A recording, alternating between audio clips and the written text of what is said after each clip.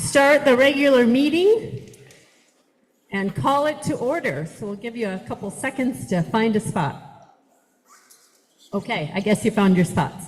I'm Betsy Hagee. I'm the chair of the North Wasco District 21 School Board. So good evening, happy holidays, and welcome. And the first thing we're going to do is we're going to call a supplemental budget hearing to order and pledge allegiance. So why don't we do the pledge allegiance first? Everybody stand.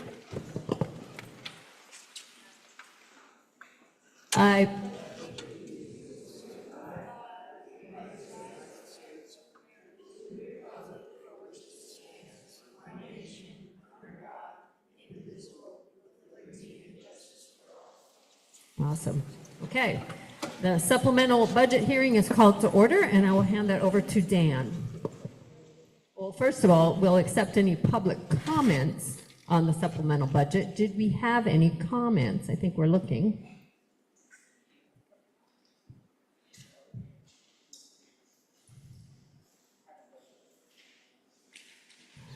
No comments. Dan? Okay. This is basically the same as the supplemental budget you saw last month. It was not quite right. I could have made that work, but I would rather do things properly, so I adjusted it. So the supplemental budget that's in front of you rescinds and replaces the supplemental budget that was acted on at the last meeting. Great. I'm looking for it in the packet. Oh, no action. Later in the agenda. Thank you. We'll find it in this packet.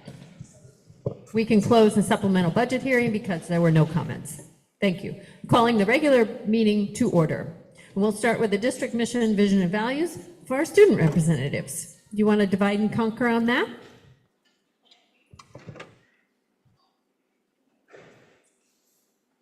Our mission statement: educating each student to the highest standards while motivating them to reach their fullest potential and graduating them to be college, career, and life ready. Our vision statement: our schools are a place where children belong. Each student is known by name, strength, and need, and provided the education and opportunities to achieve success. Our values: striving for equity, inclusion, and belonging, celebrating diversity, engaging the community, supporting the whole child, promoting and achieving academic excellence. Thank you.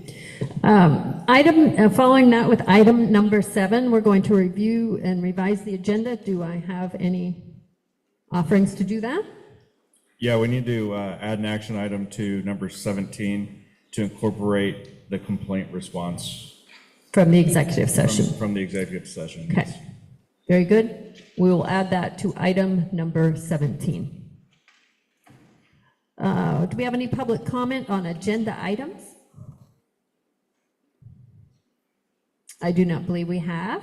So then moving on to presentations, the good part, the presentation from the Colonel Wright Troubadours. Please come up, take over.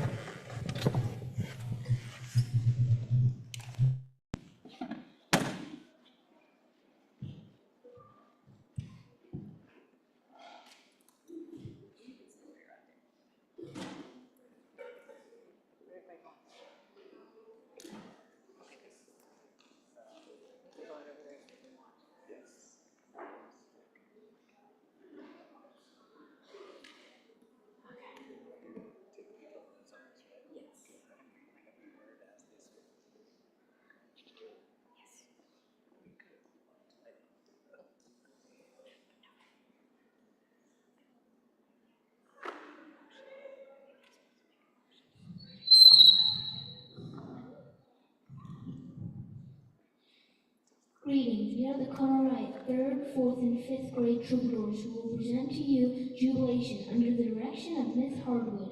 First, we wish to thank you, our school board and administration, for your continual support in providing a safe, welcoming learning environment for us. We bring to you songs from around the world: O Tannenbaum, La Navidad, Stille Nacht, and Feliz Navidad.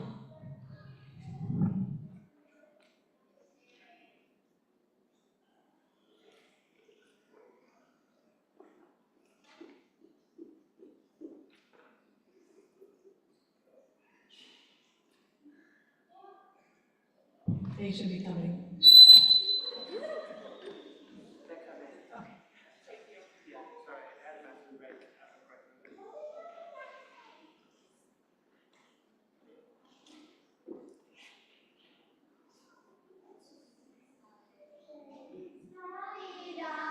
Feliz Navidad, Feliz Navidad, Feliz Año Nuevo, Maria Carissima,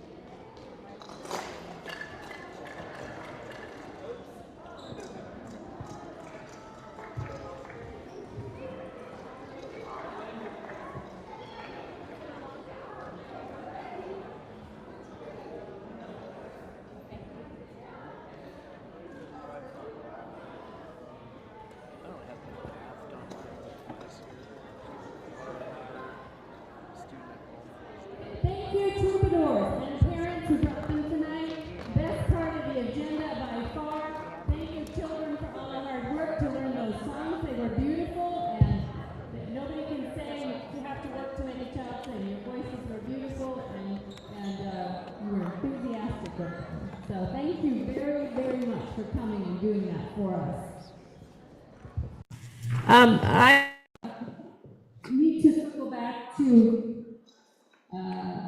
item 7. We needed to actually vote on that, adding that, entertain a motion to do that. Yeah, I make a motion to add action item to incorporate the resolution from the executive session to item 17. Do I have a second? A second from Director Jones. Any discussion? All in favor say aye. Aye. Any opposed? Okay, that is done. Thank you.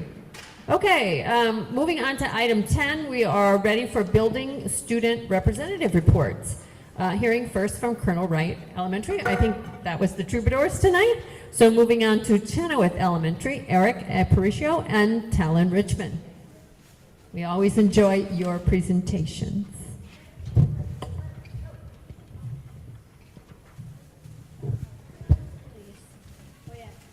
Hi, my name is Eric Aparicio. Soy Eric y estoy en la clase de la maestra Bustos.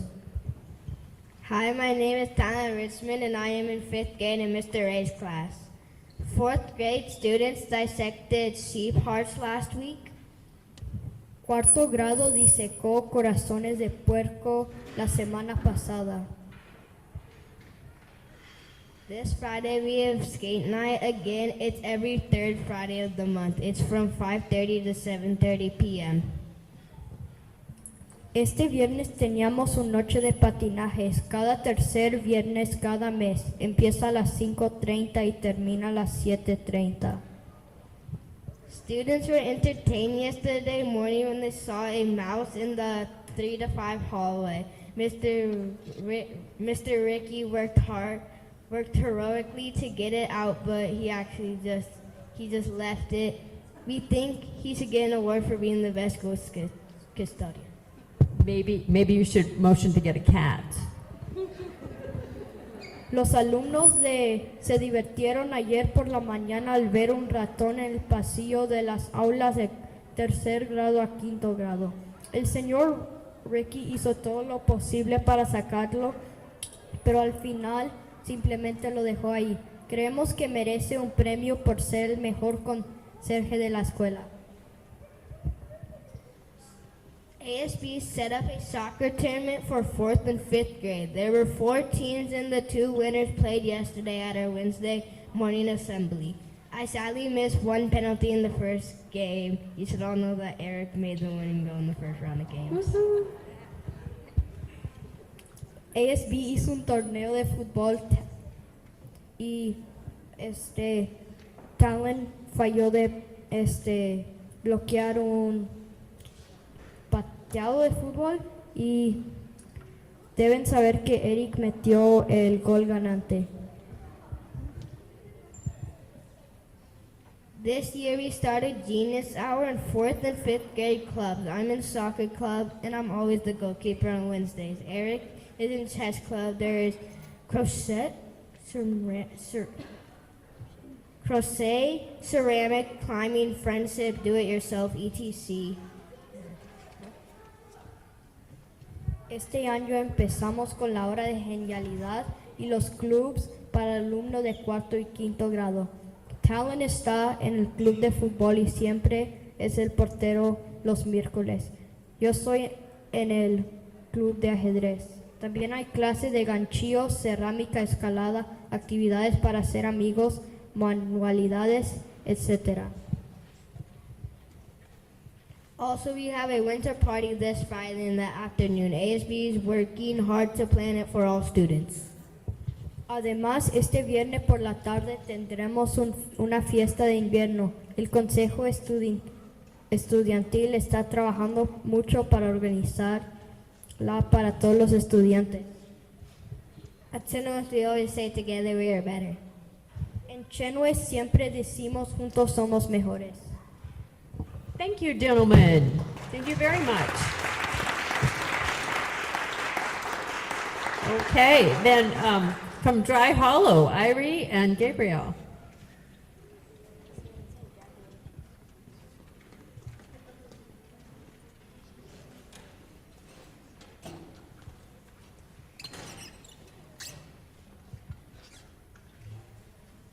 Good evening, board members. Thanks for allowing us the time to talk to you tonight about all the fun activities we've had at Dry Hollow since we last reported.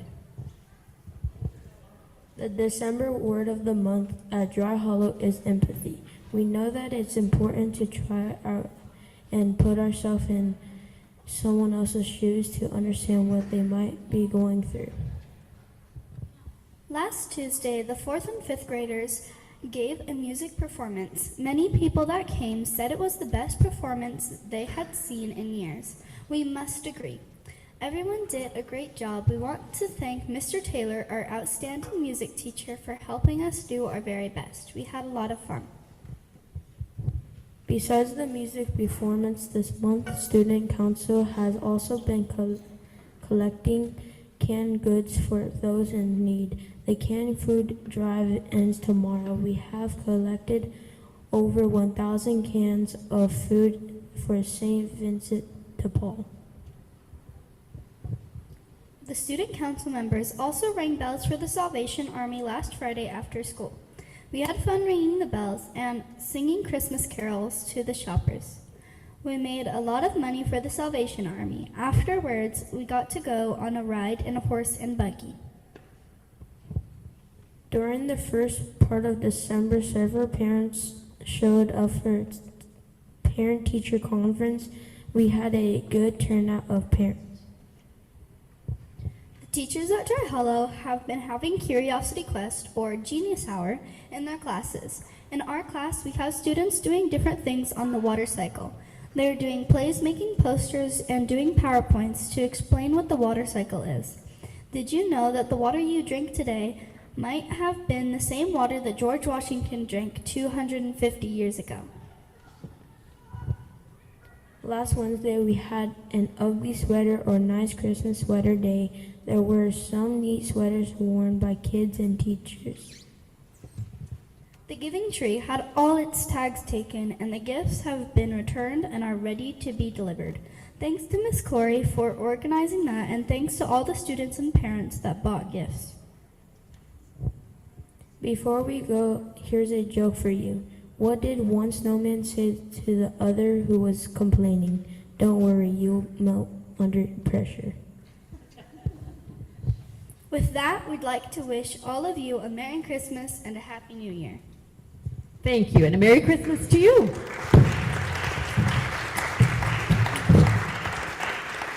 Aubrey, are you here tonight?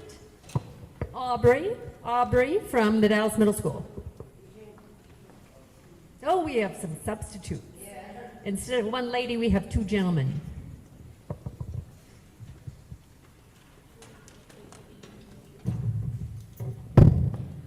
Good evening. My name is Tupu Fanene, and I am the ASB Vice President. My name is Yupili Ioluolo, and I am an 8th grade class officer. Here's what has been happening at TDMS. We moved into trimester 2 at TDMS.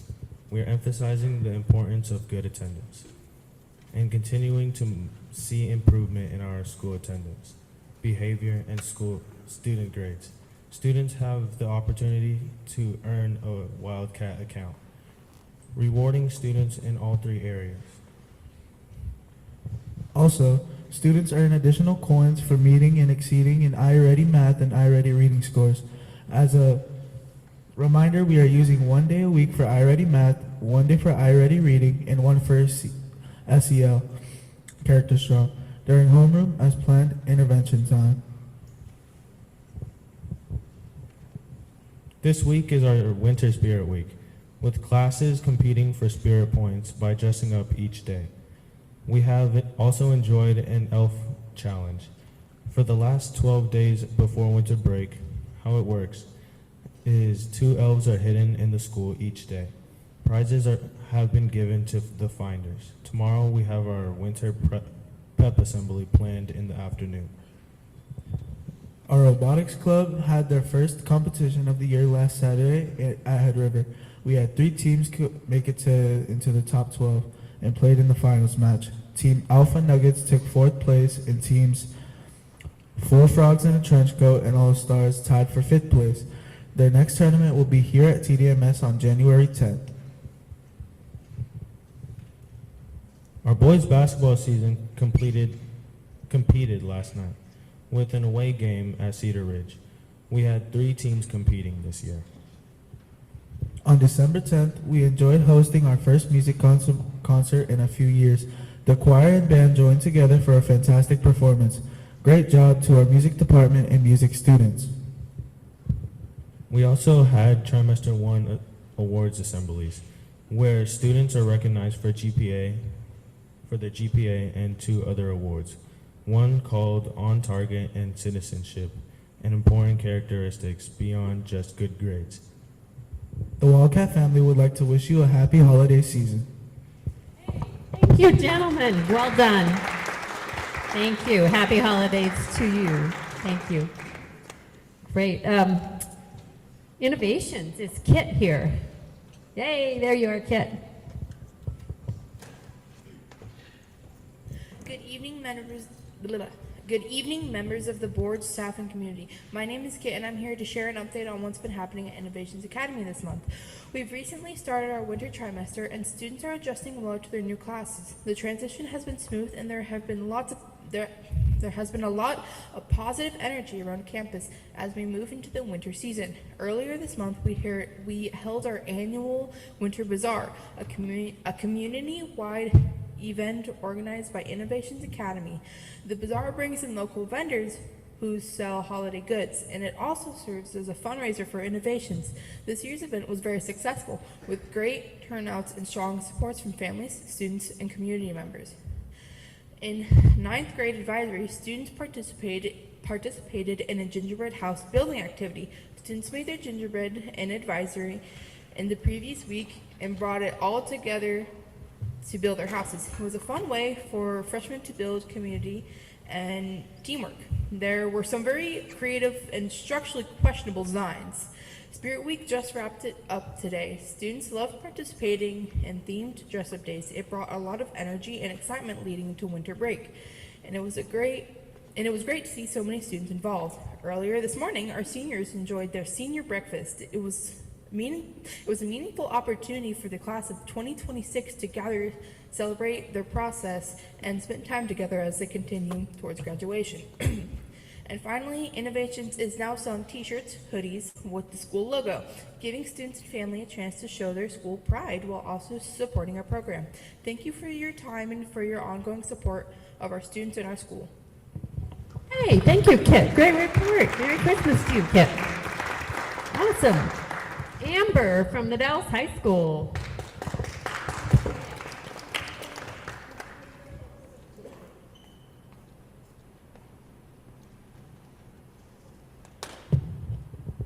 Hello everyone, my name is Amber and I'm the student representative from the Dallas High School. Starting with sports, our boys basketball team is currently 3-2 and have played some amazing games. They beat Corbett 102-56, and a school record was broken by Oliver Stevens when he scored 56 points in a single game. The Moda Center game that was scheduled for yesterday was unfortunately canceled due to power outages in the area, but has been rescheduled for December 27th at 12 p.m. The boys are on their way to their annual Seaside tournament this weekend. Girls basketball is also having a great season so far. Although they had a tough time during the Crook County tournament playing against some tough opponents, they were able to come back against Astoria and Corbett. They beat Corbett 90-6. Our girls and boys will be playing a doubleheader at home on Tuesday starting at 4:30.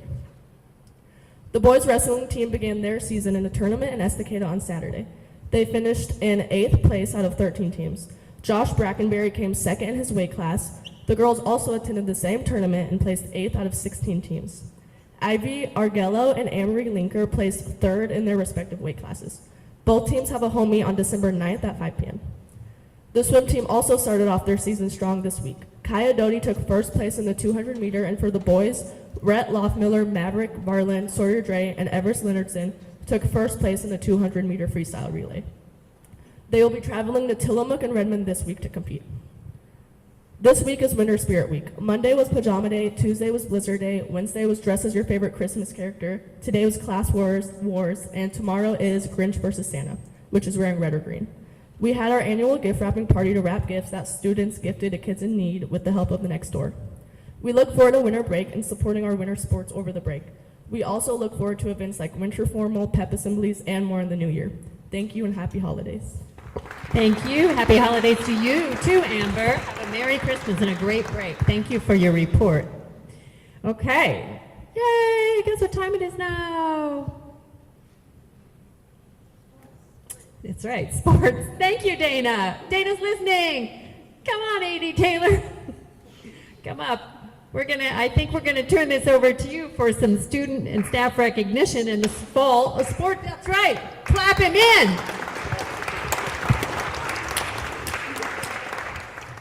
All right, let's get the cross-country teams up here first. All right, it's only girls. And Coach Bell, the girls, and okay, we're gonna recognize the boys too, though. Okay, so Coach Bell and these girls and 5 other girls are 3-peat champions in the Tri-Valley Conference.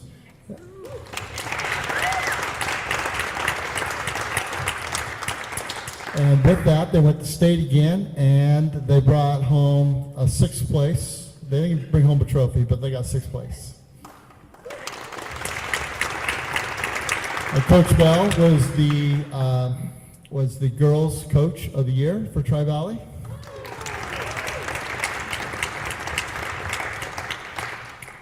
And Abigail is the senior.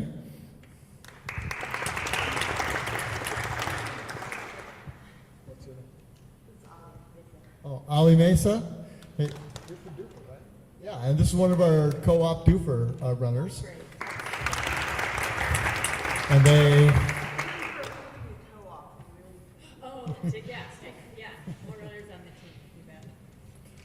And our boys team, they were not district champions, but they brought home a 4th place state trophy. And the team that beat them, Malala, finished 2nd at state. And we were 1 point away from 3rd place. So it was Cottage Great Grove. running. Cottage Grove got us by one. So our cross-country team is doing well, has done well, and we hosted districts this year, and they did really well. And so thank you so much, and we're looking forward to another fast year next year. Thank you very much, Coach Bell. Thanks for being here tonight, ladies. Good running. Our boys soccer coaches live in Hood River and weren't able to make it. I don't know, are there any boys soccer players here? Okay, well, our boys soccer team were Tri-Valley champions for the first time in school history. They were ranked number 2 in the state, and they ran into North Marion, who is going to be one of our league opponents next year, and unfortunately lost in a quarterfinal game, 1-0. North Marion literally scored with like 2 minutes left in the game to tie it up, and then we couldn't settle it in overtime and we went to penalty kicks, and I got to tell you, that's a horrible way for a high school kid to end this season on, but unfortunately, we lost that game. But they did very well, and we're looking forward to another good year next year. And our volleyball team, I know we got volleyball players here. Come on up. And Coach Morris. Our volleyball team was Tri-Valley champions, and we had a whole bunch of all-league players. And Jazzy Morris, sophomore. Where are you, Jazzy? Raise your hand. She was the Tri-Valley Player of the Year. And Coach Morris was the Tri-Valley Coach of the Year. And these girls were ranked number 7 in the state, and the state tournament was held. Well, first of all, they got to play a playoff game here, home against Staten, just outside of Salem, and they whooped them 3-0. Staten thought that they were going to probably upset us, but they went home with their tail between their legs. And our girls then got to go to Coos Bay, and they drew the host school, Marshfield, in the state tournament. I know a school got a home court advantage, but our girls beat them 3-0 in their home court. And then they beat the Henley Hornets from Klamath Falls 3-0. that same day. And they went to the championship game, and unfortunately they lost to Marist of Eugene 3-0. But they brought home the second place trophy, and we have 4 all-state volleyball players. Jazzy was first team, Edie was second team, Cleo was second team, and Caitlin, second team also, right? Yeah, so raise your hands real quick. So those 4 were all state volleyball players. And those 2 aren't coming back. You're not coming back either, are you? No, 4. Those 4. No, those 4 are seniors, but those 3 are coming back next year. So we're expecting good things on the volleyball team again. So thank you. Good job, ladies. Well done, ladies. And then our girls soccer team.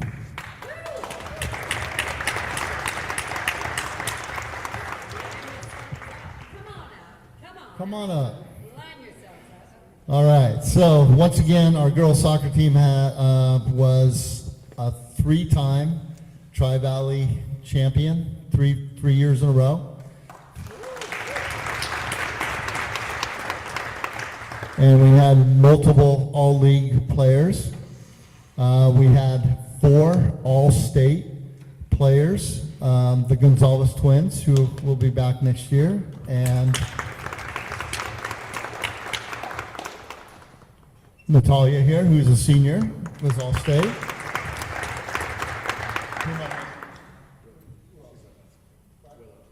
Willow Ziegenhagen, who's a sophomore, is at Coos Bay right now in the basketball tournament.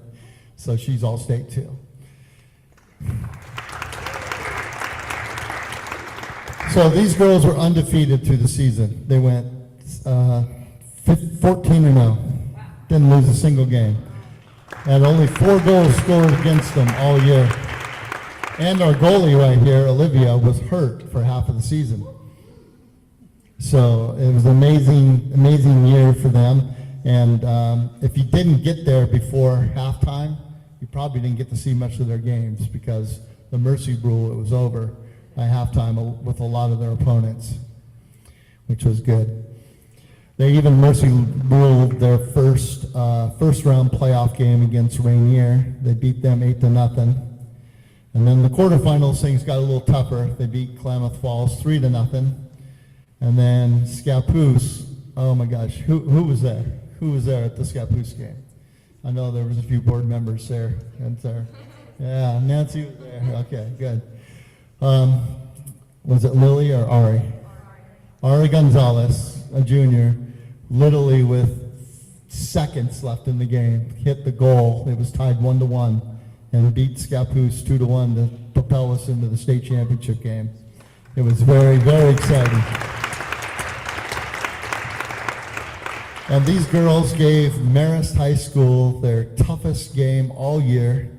And matter of fact, I'm a football guy, so Coach Ton coaches me up on this, but they didn't have a single, Marist scored 2 goals against us, but they didn't score a single goal in like open play. It was set pieces.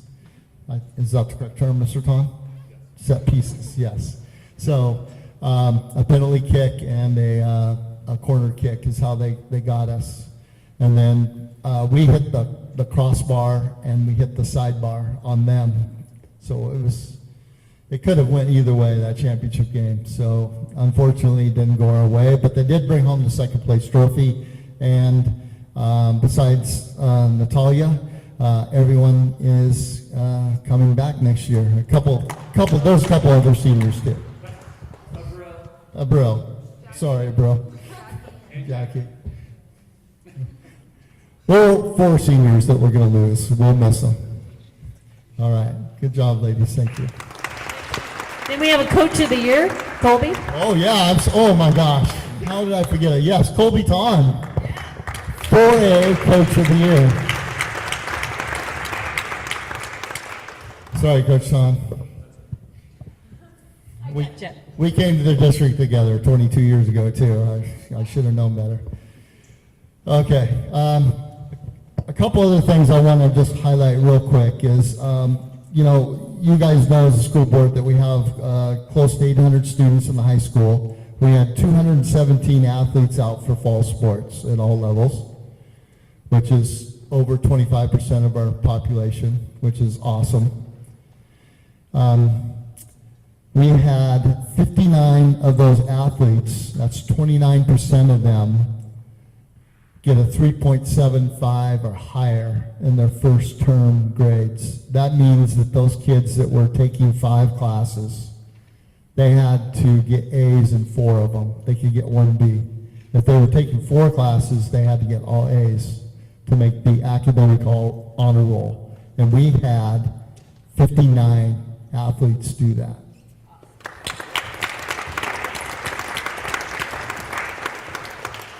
We had 7 weeks of grade checks, so if you do the math, times 7, 217, that's 1,596 grade checks Ronnie and I did in the athletics office. And there were 144 times that we called students into our office on that fretful Monday and told them that their grades weren't up to par. And most of them got it up to par by the time they were supposed to compete, which is good. So if you take that, that's 9%. We had 27% of the kids excelling, and we only had 9% of the kids struggling, but making it. So that means 91% of our athletes were achieving the North Wasco County School District grade policy that's in the handbook, which is pretty darn good. One of the things I came to you in the fall about was ejections. The OSAA required me to go to their board meeting in September and tell them what our plan was to alleviate our ejections. And I told you that one of the things was if someone got ejected from a game, the OSAA makes them sit out a game, but we were going to make them sit out an extra game to help that out. We also started our core values, and our coaches have been working on that, and we only had 2 ejections so far this year. Yeah, 1 in football and 1 in boys soccer, and I'm very happy with that. So we're on track to meet our goal. I had a goal of 0 to 3. Obviously, I'm not going to get to 0, but hopefully we don't have any more throughout the year, or if we do, we just have 1.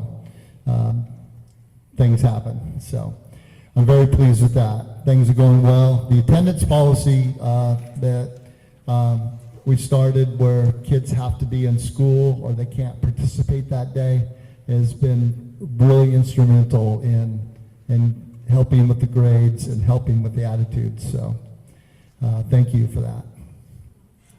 And like Amber said, winter sports is off to a great start. And we had our wrestling team won their dual meet against Madras, who we haven't beat for 10 years. So it's off to a good start.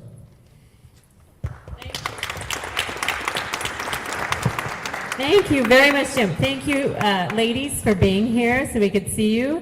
I heard the word champion a lot, and it makes me feel kind of special and like that's pretty cool. Not every AD and teams are reporting on their championship team. So great job, coaches.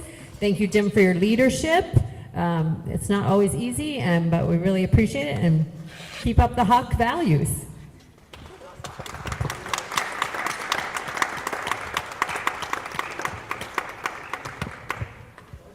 Okay, now on to the regular business meeting, which won't be nearly as exciting, but we'll try to make it fun. Okay, thank you, everybody. Moving on then to the consent agenda.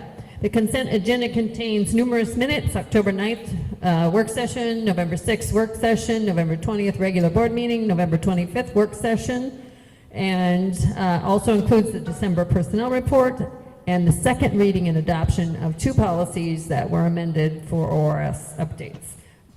Does anybody have any questions on the consent agenda?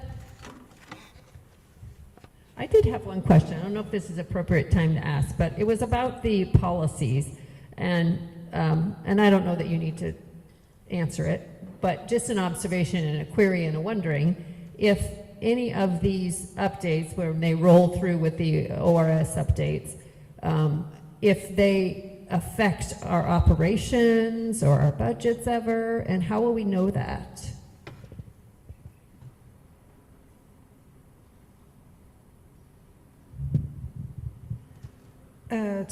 Typically, if they are going to impact budget, they're going to be under the policies that are related to budget, but they don't typically impact us fiscally, but they may impact us operationally and how we do things. But if it's impacting us operationally, that will come through the ARs. Okay. Because the You'll have an additional policy AR. is the what and the AR is the how. So an additional AR, if that is the case. Okay, thank you very You're much. Appreciate that. So any other questions about the consent agenda? I will entertain a motion to approve the consent agenda then. Anyone? Anyone? I know you would if you could. I make a motion to approve the consent agenda as written. Do I have a second? Dana seconds. Any discussion? Seeing none, all in favor? Aye. Any opposed? That business is done. Board of Director Operations, we have a couple calendar reviews in the agenda. And moving on to member reports. Chair Hagee, I don't have a lot to report. There was a lot of work sessions that we did in the last month and a half. So I think that was our primary focus, and there is no CGESD Budget Committee work yet. Director Wynn Elledge. In January, both the Scholarship Committee and the Stewarding Body will be meeting. Director Pauline. Yeah, I went to go to the community outreach team meeting, and well, they had a leak, and I wasn't on the list to notify. But I'm on the list now, so we've been through that exercise, and so future changes I should be made aware of, and plan on being at the next one. So unfortunately, I don't have more. That's fine. Director Aparicio, how's your election going? Well, I did get an email just today to coordinate to attend a meeting in Salem in January, so I take that as positive news. I may, but I checked my email and I did not find anything that said congratulations yet. Oh, interesting. So based on the receipt of, logistics for planning the January meeting, I feel like I am likely going to be our LPC rep for our region. But maybe, But maybe they just knew that. Congratulations. So more to come, but it looks like I will be attending a meeting in January in Salem. Fantastic. Thank you. Director Jones? And Director Kelly, I know Director Kelly is not here, and she had intended, I think, that she had an emergency at home. Director Kramer? Anything to report?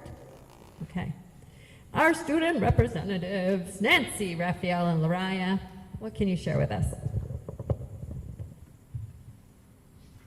Okay, for the month of December, TDHS has been very spirited. Source of Strength has been hosting holiday make and takes, allowing the students to make sweet, memorable gifts for the Christmas season. We've also made it possible for students to give teacher supplies that they need in their classroom by adding the teacher and their needs on a tag and placing them on a cute little Christmas tree in the office, which students can pick from. It was a cute little way to acknowledge our teachers. And then, of course, our annual giving tree is still going on. The freshman leadership team has been working within the schools in our community to provide gifts to less fortunate kids and families in our communities. And we have tags with information for each child on another tree by our front office. And these gifts are already wrapped and have started to get passed out, so the kids can wake up on Christmas morning with something exciting. Earlier this month, one of our staff members, Ms. Dubia, had an informational Know Your Rights / ICE information meeting that students felt very welcome to. Also, for this month, our traditional DYW program has officially allowed ladies in the class of 2027 to get signed up. Last year, the program awarded a total of $24,000. The program is free to join, and there are many volunteers ready to help anyone who's interested. For the new trimester, our Amazing Riverhawks Auto class is having a drawing for a free car, and any student who has 0 cell phone violations starting this trimester will be entered into the new drawing. And our winner will be announced at our annual Hawksters. And this is meant to motivate the students and reward them for their great contribution to the new cell phone law, which again has been doing well. And of course, we want to recognize and give a big shout out to our winners of Outstanding Youth Gorge of the month of November, Bryce Newby and Caitlin Benjamin. And also, I wanted to mention that last year I brought up using the Hawks House, like what's it called? Food truck? The food truck, yes. And Dr. Bernal got in contact with Ms. Galland, asking if we wanted to get that going as soon as possible. We said yes, so it's in the works, which is really good. So that's going very well. Thank you. And we just want to wish you happy holidays. Thank you so much. Appreciate it, Nancy. Are they going? Director Jones wants to know, is he going to be cooked food from the Hawk truck? Yes. What is the plan? What did you tell us about your plan and vision for the truck? So we were thinking to have it in front of like our school games and just have it like as a concessions, because we do have a concessions, but it's just like not as fancy as a food truck, of course. So we're just hoping to have a little nice setup and more out there, you know. Visible. Yeah. Awesome. Thank you, Nancy. Great. Raphael. And Lariah?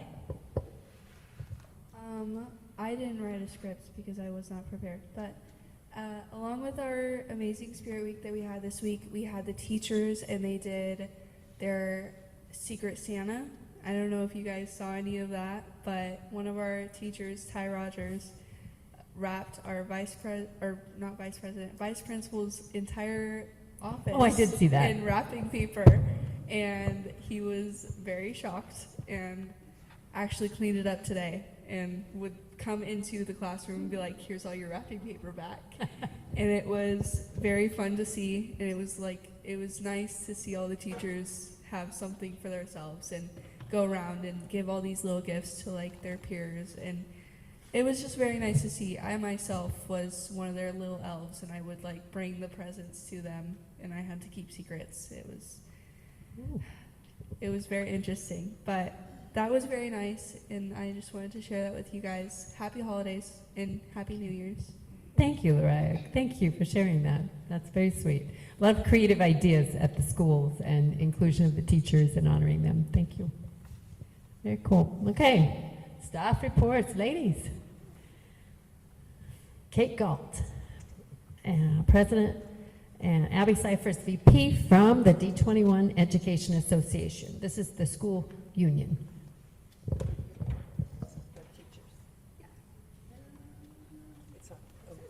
Okay. Oh, there it goes. Good evening. This statement tonight is intended to provide the board with an understanding of the current perspective of licensed staff across the district. Licensed staff report a sustained sense of being undervalued in the district decision-making. Over the past 3 years, licensed staff have experienced multiple reductions in FTE, while comparable reductions have not occurred at the highest administrative levels. In several instances, positions appear to have been eliminated administratively, but maintained through restructuring, retitling, reassignment, resulting in minimal net reduction in the district office FTE. For the licensed staff, these reductions have translated into increased instructional and supervisory responsibilities, fewer professional supports, and reduced capacity to meet student needs. Students experience these impacts through decreased access to licensed educators and reduced continuity of services addressing the academic, behavioral, and social emotional needs. While these pressures are present statewide and nationally, licensed staff perceive that within the district, budgetary adjustments have disproportionately affected student-facing positions. Licensed staff recognize that the district must operate within state funding constraints. However, many do not believe that student-facing positions have been consistently prioritized in budgetary decisions. Compensation for licensed staff has not kept pace with cost of living increases, contributing to ongoing challenges within recruitment, retention, and overall staff stability. These conditions have direct implications for instructional quality and student outcomes. Licensed staff view the district's budget as a reflection of organizational priorities. The continued allocation of resources toward multiple director-level positions beyond what many believe is necessary for a district of this size is widely perceived as limiting investment in classrooms and instructional staff. While licensed staff acknowledge that some director positions are essential to the district operations, there is concern that not all current positions are critical. Additionally, the transition of certain roles from contracted services through the ESD or other entities to in-house positions has raised questions regarding whether these changes have resulted in measurable cost efficiencies. And I would say it goes the other way too. These concerns are considered in light of the district's stated vision. Our schools are a place where children belong. Each student is known by name, strength, and need, and provided the education and opportunities to achieve success. Licensed staff seek assurances that this commitment to knowing and valuing individuals extends to educators as well. Research and experience consistently demonstrate that when licensed staff feel supported and valued, school climate, instructional effectiveness, and student experiences improve. This statement is provided to inform the board of the cumulative impact of recent decisions on licensed staff morale, workload, and retention. These factors are critical to the district's long-term stability and the ability to meet student needs.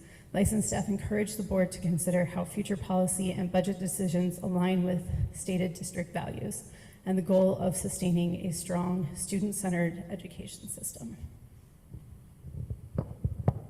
Thank you. Thank you, Kate. All right. You're just with her. All right.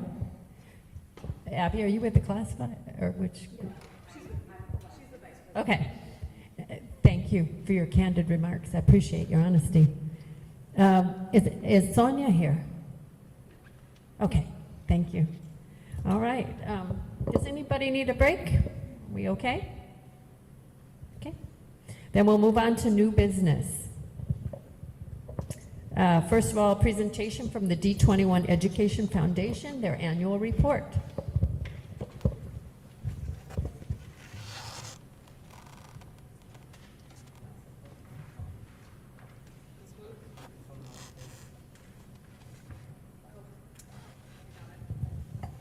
Okay. Hello, good evening. My name is Kelsey Alsheimer. I am the Administrative Director for the North Wasco County School District 21 Education Foundation. Thank you all for the opportunity to be here tonight. I just wanted to give you all a high-level update on the Education Foundation, hoping to focus on where we are currently, some of our strategic planning work this year, and where we're headed in 2026. I did provide our annual report, and this is for the 2024 through 2025 academic year, and show some of the momentum we're building. So a little bit about the Education Foundation. We've been supporting D21 students and educators for over 30 years. We are a small, nimble nonprofit designed to enhance and not duplicate the district's work. And as the supporting organization to D21, our role is to be a flexible partner, bridge the gaps in educational needs, pilot new ideas, and respond quickly to classroom and school level needs. We do most of that through our programs. The first program I'll talk about is our Classroom Mini Grants. That is our largest program. That's been active since 2017. And in the last 5 years alone, we have distributed over $45,000 worth of grants. And nearly 100 grants to schools throughout D21. This year, we had a record of 22 grants awarded, impacting over 1,200 students. Most of these grants center around STEM, literacy, arts, wellness, career and technical education, and inclusive learning tools. And also this year's grants were fueled mostly by a $15,000 grant from Google.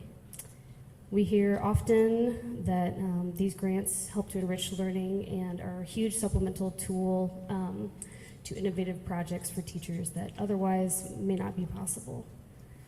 The second program that we administer is the Golden Apple Awards. It's an annual recognition of outstanding educators and staff. We get strong community engagement as we put out voting to students and the larger community. We have growing nominations each year.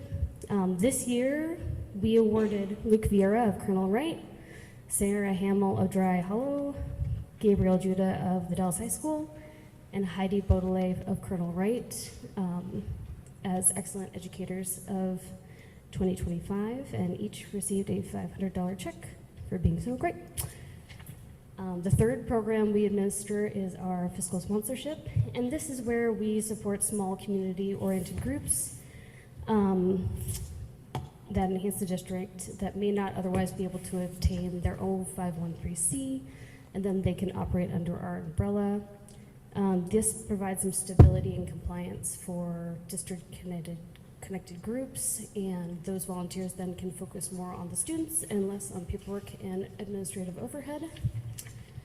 The organizations that are currently fiscally sponsored are the Chenoweth Booster Club, the Dallas Booster Club, the Dallas School Archive Museum, the Dallas Sister City Association, the Senior Parents Committee, and Banner Projects. And the Scholarship Committee does have its own 501(c), but in the past they have attended our meetings, and we'd like to stay in touch. One of the major milestones that I wanted to also note tonight is our strategic planning. The foundation undertook a comprehensive strategic planning process to strengthen our alignment with the district and ensure our long-term stability. Through that process, we were able to focus on three main goals: the sustained engagement and alignment with the district, board clarity and governance, and expanded community engagement and fundraising capacity. A few takeaways so far through 2025 that we've been able to achieve through those milestones. We have been able to get some stronger financial systems in place. All of our books have been transferred over to QuickBooks Online.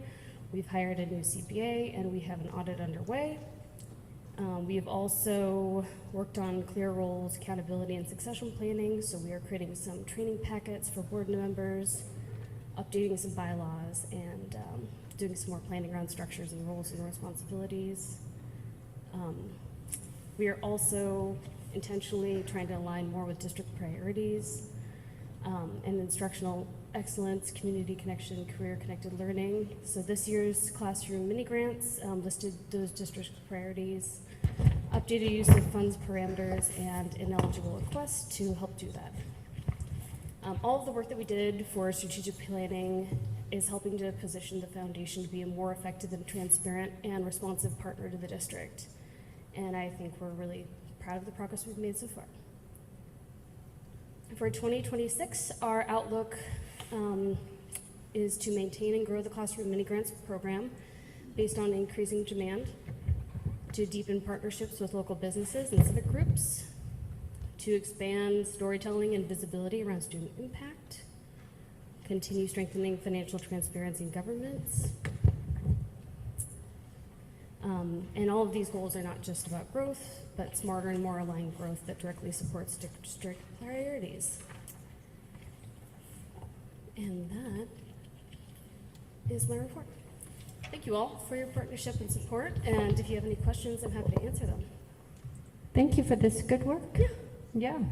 What a great thing that we have in this community to support education. Just come alongside and provide the umbrella. Yeah. How long has it been in existence? 30 years, so I think 1990, math. Okay, yeah. And are you, your assets are like 154,000, are you building on that? And you got donors and all that? We are, and yeah, I did note in the financials that we are currently going through our transfer over for QuickBooks, so, and all of our books are being audited, so Yeah. we're hoping this is correct. Great, so it'd be nice to get them. Yes, reporting is a huge piece of that we are working on. Great. Thank you for your leadership there. It's meaningful for our students and our teachers. Thank you. Appreciate it. Any other questions from the board? No question. I just want to be very complimentary to the foundation as a whole. My kiddos have actually been fortunate to be in some of the classes that get those classroom mini grants, and they truly are supplementary to what they're getting in the classroom. They've done some very fun activities over the years, and it's one of the things I truly appreciate about the foundation, being able to provide that experience that otherwise wouldn't be there without those grants. So just keep doing a great job and provide those unique opportunities for our kiddos. So thank you. Thank you. I appreciate your time to be here and give us this report as well. Okay. Superintendent's report, Dr. Bernal. Thank you. I do have a couple updates. One is a negotiations update. We're pleased to have reached 2-year agreements with both our licensed and classified unions. We want to thank both of our union leadership teams who participated in negotiations, as well as our employees who showed up during each session to show their support. I also want to thank the district negotiating teams and our 2 board members, Director Wynn Elledge and Kramer, for serving and supporting the process. The next step in the process is for our unions to take the agreements to their members for ratification. Once ratified, we will bring the agreements to the board for approval. Once those approval processes are completed, the district will have 30 days to update both contracts with all of the agreed upon changes and prepare the new contracts for distribution. I have another update on similar school rankings and groupings. Based on all of the feedback that ODE received, they did make changes to the similar schools ranking and groupings. Those changes include that charter schools will now be treated as a separate group of similar districts, and they will set their own performance growth targets for accountability. The Education Accountability Act requires ODE to set metric targets for similar school districts and requires school districts to use these metric targets when setting performance growth targets for K-2 regular attenders, K-12 regular attenders, 3rd grade English Language Arts, 8th grade math, 9th grade on track, 4-year graduation, 5-year completion, and local metrics.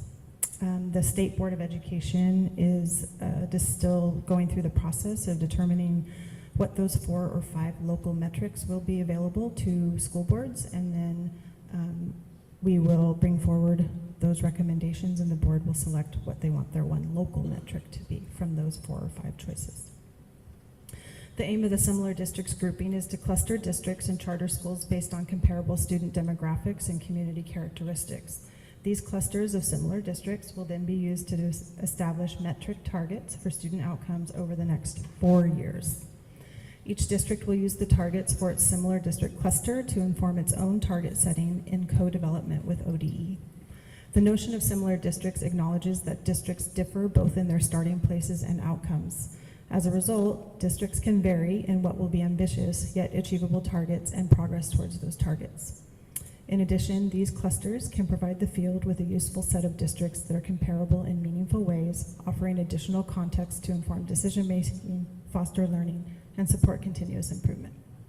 I've reviewed the new iteration of the groupings, and I do feel at this point in time, North Wasco is appropriately placed with the revised grouping. Lastly, I have a quick facilities update. With today's heavy rain, we've had some leaking occurring at Chenoweth, Dry Hollow, and TDHS. TDHS is the most impacted, as we have had to relocate 3 classrooms due to leaking in those rooms. We do have an excellent facilities team that has been working tirelessly all day to address these issues so we can get through one more day of school and hopefully have a reprieve from both the weather and people in our buildings to complete some repairs that will be more of a solution long term. The long and short of it, our facilities are old and the drainage systems were not designed to take on this amount of water, which is causing the overflow to go in different directions than intended. I do want to give a shout out to Director Allinger and our facilities team, who spent most of today wet and cold, working hard to stop the leaking and getting things cleaned up so we can get through our last day of school tomorrow before a well-deserved break. That's my report. Thank you. I appreciate those updates. Yes, historic rain. If it's not in the polar ice caps, then it's coming down here. It doesn't leave the system. Okay, so then we are going to do we're going to do a presentation on the student investment account agreement. And that's Dr. Bernal and... I'll take this one. Okay.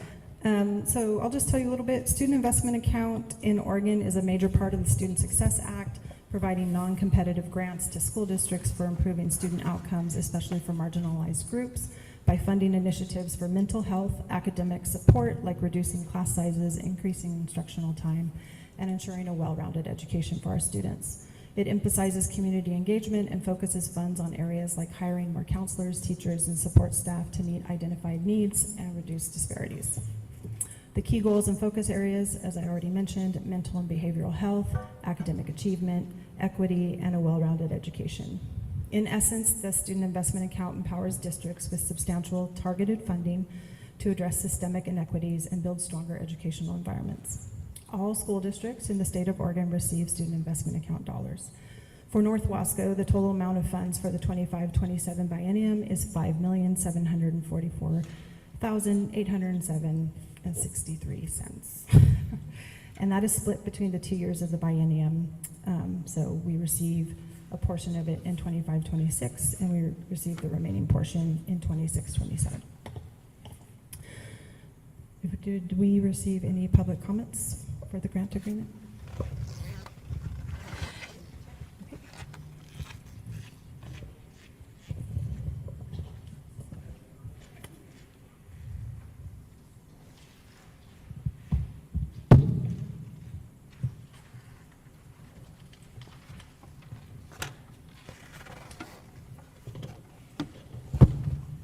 None?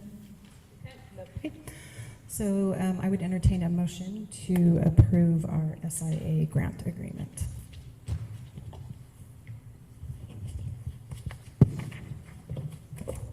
Directors? I motion that we approve, I guess that's what we're doing. We are approving the 25-27. 25-26 SIA grant agreement. I motion to do that. Do we have a second? Dave Jones, second. Any discussion? Okay, all in favor say? Aye. Any opposed? The motion passes. So we have approved,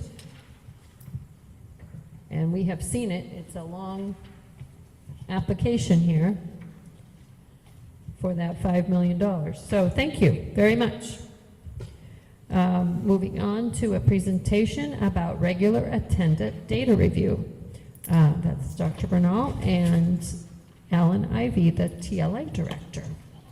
Yes, and also Director Toole will be joining us as well. Right. Our Director of Prevention and Intervention. If anybody wants to stand up for a second, they may.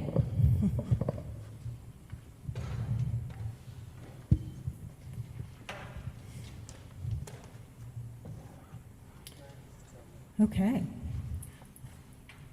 So back in, I believe, October, we had a pretty lengthy work session that did a high-level overview of many of the data, well, our longitudinal performance growth targets by which were measured by the state. And then what we said is we would come back each month with each of those longitudinal performance growth targets and go deeper with the board to really understand our data at a deeper level. So this particular data review will explore patterns of regular attendance across schools and student groups. Board members will examine baseline attendance data to understand how attendance reflects student engagement and belonging, identify trends and disparities, and consider strategies to support students in being present and connected to learning. And last week, I sent you all a folder with data in it for you to look at ahead of time. And I also sent you the protocol that we were going to be using and some questions to consider while you were examining the data. Our objectives are that by the end of the data review, our board members will be able to interpret regular attender data by school and student group, identify trends, gaps, and patterns in attendance, connect our attendance patterns to student engagement and belonging, and reflect on implications and potential strategies for supporting all of our students in attending regularly. Quick snapshot of where we are now. 61% of students in North Wasco are attending school regularly, meaning they're coming to school more than 90% of their enrolled days, compared to Oregon's average, which is 67%. Our Black African American students have the highest rate of regular attendance in the district, while our American Indian Alaska Native have the lowest rates of attendance. Our female and male students attend school at equal rates. Our students with disabilities attend school at a lower rate than their peers. They're averaging about 56%. And our Ever English learners are attending school at a higher rate than their peers. They're attending at a rate of about 64%. So we are going to be using what's called a TIPS protocol. Before we get to the protocol, I do want to talk a little bit about why is regular attendance important. When students are present consistently, they're able to engage deeply in their learning. They're able to strengthen relationships and belonging with the school and their peers and the adults in the school. They're able to build positive habits for the future. They're able to benefit from early support and encouragement, and they're able to access equitable opportunities. One of the things we wanted to make sure we did is definitely contextualize some of our data. So we did provide you some data from 24-25 that looked at our attendance in the fall for all students, but we also teased out the attendance for our Latino, Latinx students. Recently, in the past few months, there's been an increase of federal immigration in our city that we believe is impacting the attendance of this particular student group. So we wanted to take a look at 24-25 and what did our data look like for that particular subgroup between September and November. And then we looked at it again in 25-26. And there is a bit of a difference. We are seeing our students attend less during these past few months than they were back in the fall of 24 and 25. And we do believe that is correlated to the uptick of the federal immigration in our area. Okay, I will turn the time over to Dr. Ivy. She's going to talk about the protocol, and we're going to talk a little bit about the data.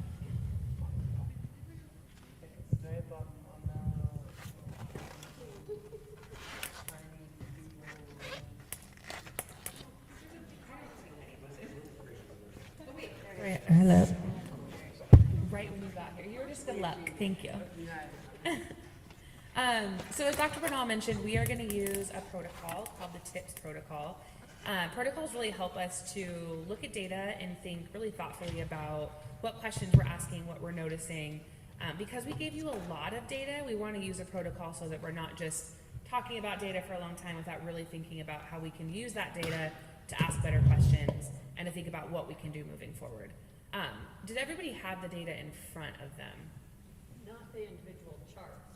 Okay. Not, those were separate. I did not print them. I observed them, but I did not print them. Should we just, okay. So I think just thinking about what you saw, I can kind of share some too. Would it be helpful to share those? Sure, yeah. Okay. Can we share those on the? You can join the meeting. Okay.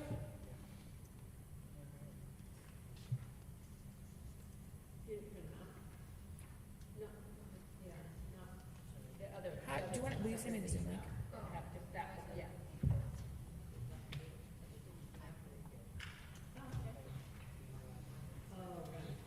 Yeah, I'll just pull them up here and we can look at them broadly and then we can work through the protocol. Yes, they are where we identify the trend. Yes. I'm inviting you now to the meeting, so you can just join the meeting for sure.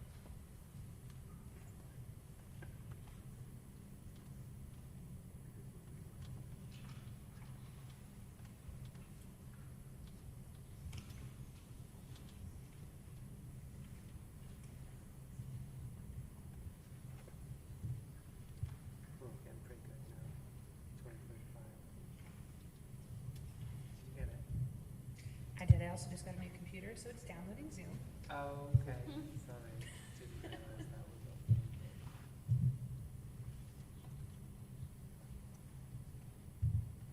Oh my goodness, sorry. I think next time let's print data. Easier.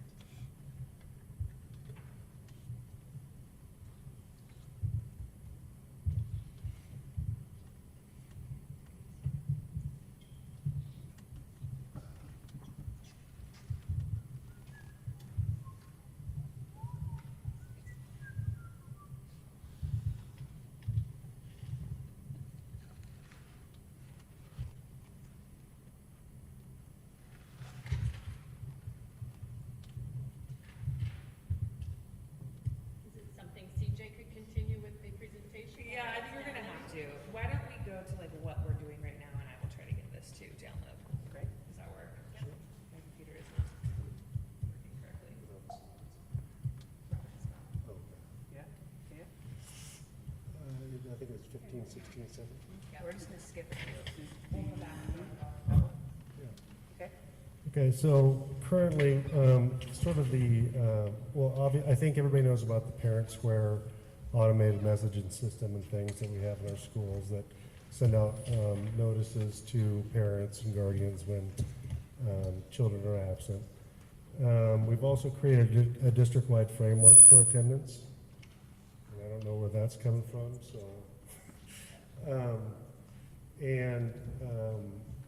We actually created that last year, and this year we are working on creating attendance teams in every building so that just the topic of attendance can be front and center and present in everybody's mind. And I'm very glad to say that I think attendance is. I mean, I think we've heard some things already tonight that are going on in the individual schools and things.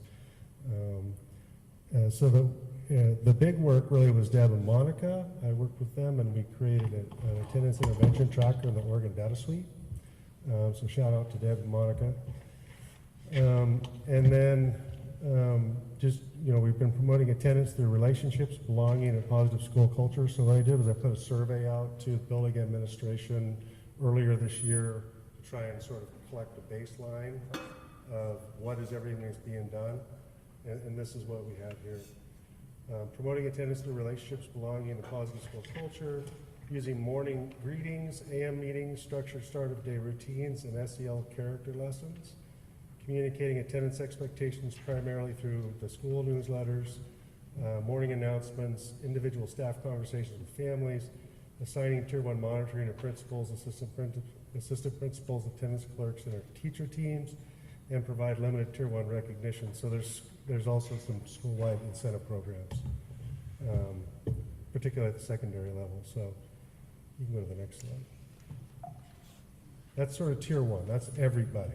So these are things that we want everybody to get. And then Tier 2 is where we get a little more targeted. So on our intervention tracker, they'll be able to see the student's attendance and it'll flag it in the system and it'll be color-coded. And then they'll be able to put that student into a intervention tracking sheet, and then the attendance team can come back around and monitor the progress, and it'll also track the effectiveness of the chosen intervention over time.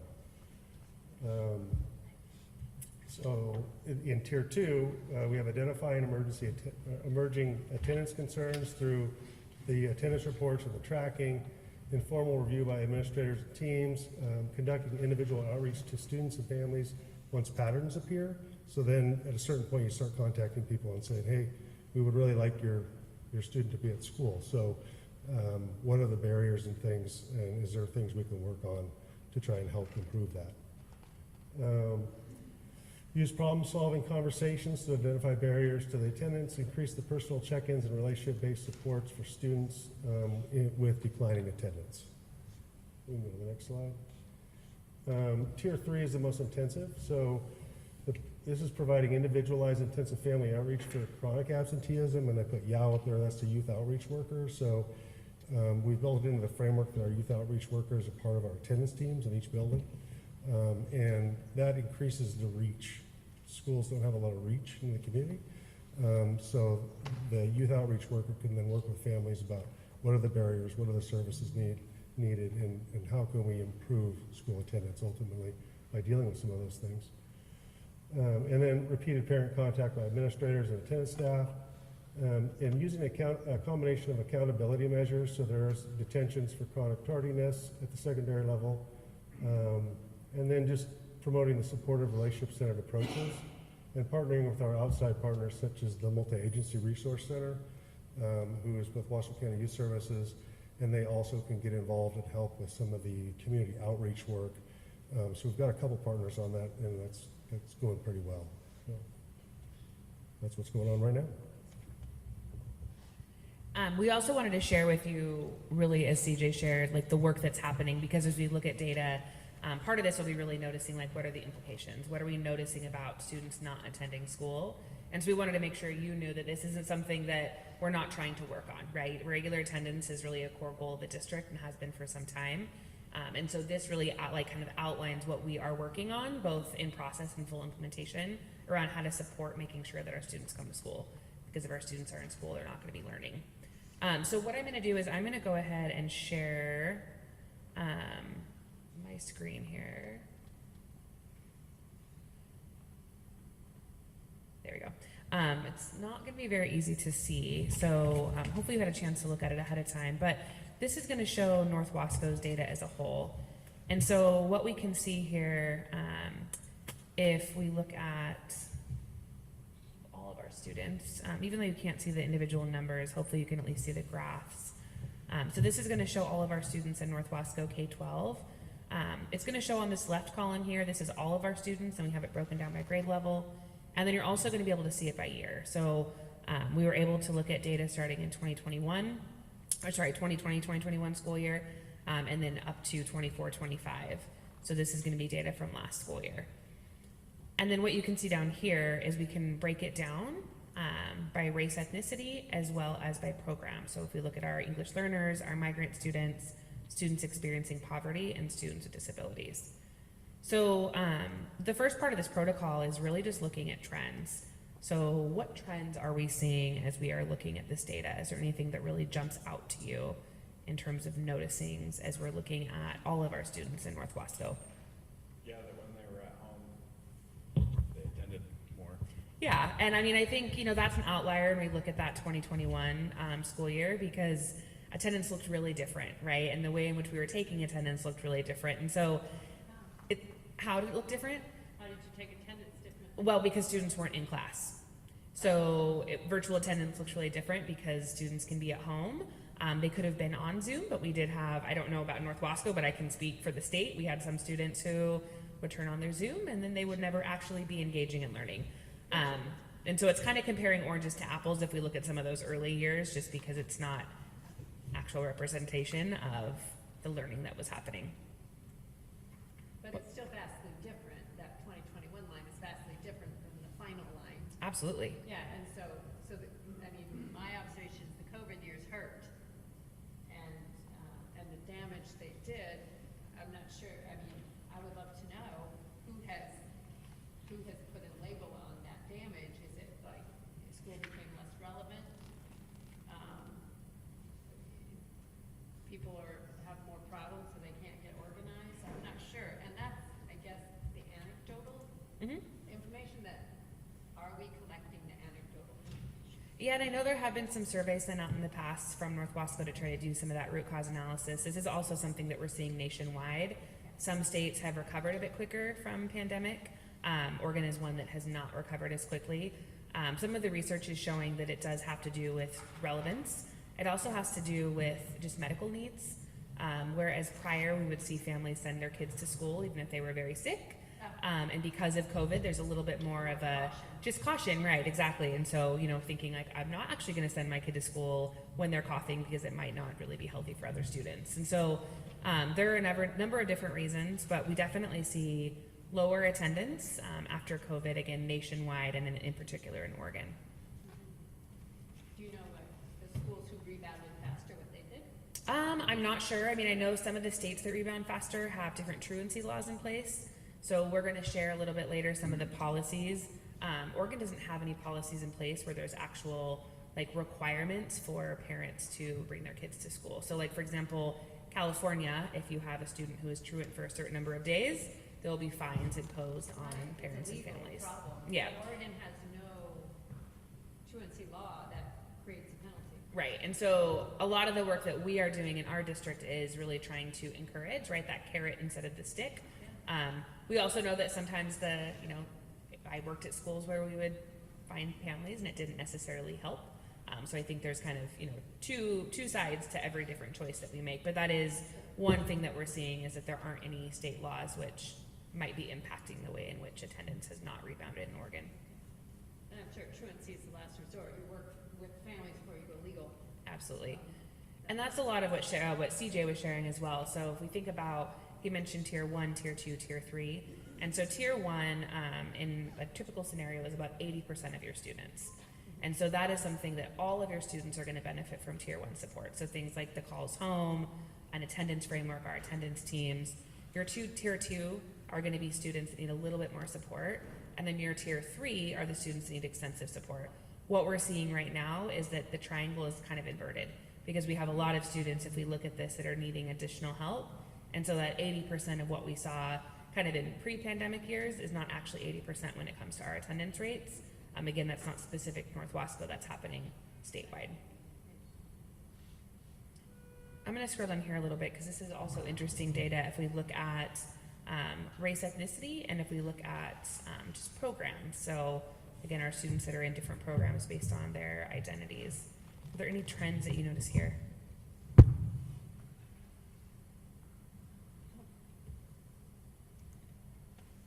I think some of these groups are small. I'm sure they only have a few students. Yep. And so they can post great numbers. But still, you see that 2025 year is not nearly what it originally was in 2021. Absolutely, and I think, you know, what's important as we look at this data is we want to contextualize it because we have more white students and Latino, Latinx students, and so those numbers are going to be higher. Whereas for some of our other students, if there are 2 students who are regularly absent, right, that's going to impact our numbers much greater, just because of the total number of students. In the brown columns, yeah, I understand, you know, if you have a disability, it's harder to get to school sometimes. That to me makes sense, okay. You have barriers to work on. I mean, I'm sure if a parent reached out, you'd help. And the others, I don't know if, I can't read the percentage, a lot of these are so small for me. What's that? I can make this part a little bit bigger here. And clearly, more barriers if you're identified as. Well, what I think is interesting is that the migrant families are getting their kids to school. Yeah, there's certain groups that do care. Yeah, and I think it's one of those things that it would be helpful to figure out why, right? I think oftentimes we make the assumption that if kids don't show up to school, it's because families don't care, but there could be barriers in place. Yeah. And sometimes it's addressing those barriers. I mean, you identified it with these, like, oh, we got some ice operations, that's barrier, right? Yeah. Or like a little skittish. Absolutely. Don't want to be out with that. Yes. That's, you know, isolated to this fall season, I suppose. And so, but all the rest of it is like, man, where's the anecdotal stories? Yeah, and we actually have, so at the ESD, we have a migrant interim director right now who's Courtney Middleton, and in the past that's been Jonathan Fost. And there's a lot of funding and support for migrant students. And so there's staffing to support migrant students, there's additional funding and resources. Yeah, so, you know, I think it's important that we look at where we are able to put resources. And then again, really figuring out root cause analysis, because as we've talked about before, like we can look at these numbers and these numbers help us to understand trends over time, but they're not telling us those stories of those individual students and families. And I think you can look at all of that and say, well, it's a problem for everybody. Yeah. No one group is excelling, you know, in such a way that we look to them as models. Everybody is suffering, the majorities and the minorities. So anything is going to be helpful. Yeah.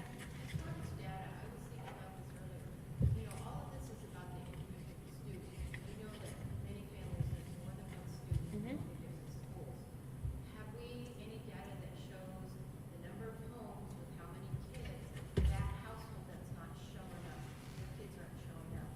Because I know everything is being done at a granular level, Yeah.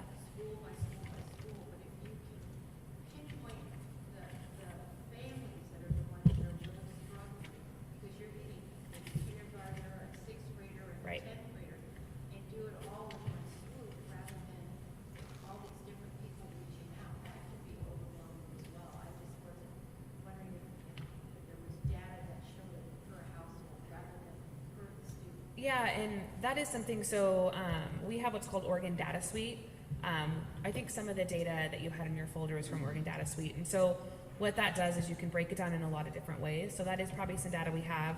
CJ also mentioned the MARC, which is an organization that tries to do a lot of that work, right? Because often what can happen with families that are really struggling, if there's multiple people trying to support them, that can actually create more barriers. And so the MARC is trying to do some work with families to make sure that there's one point of contact. But that's definitely data that we can look at and really make sure that we're working with all of our principals K-12 to do some kind of cross work. And I was just thinking of the impact that it has on the school district staff, the schools themselves. They've got, you know, one or two people making these calls. You may have the same person making the same call because we have 2 or 3 kids at different schools. Yep.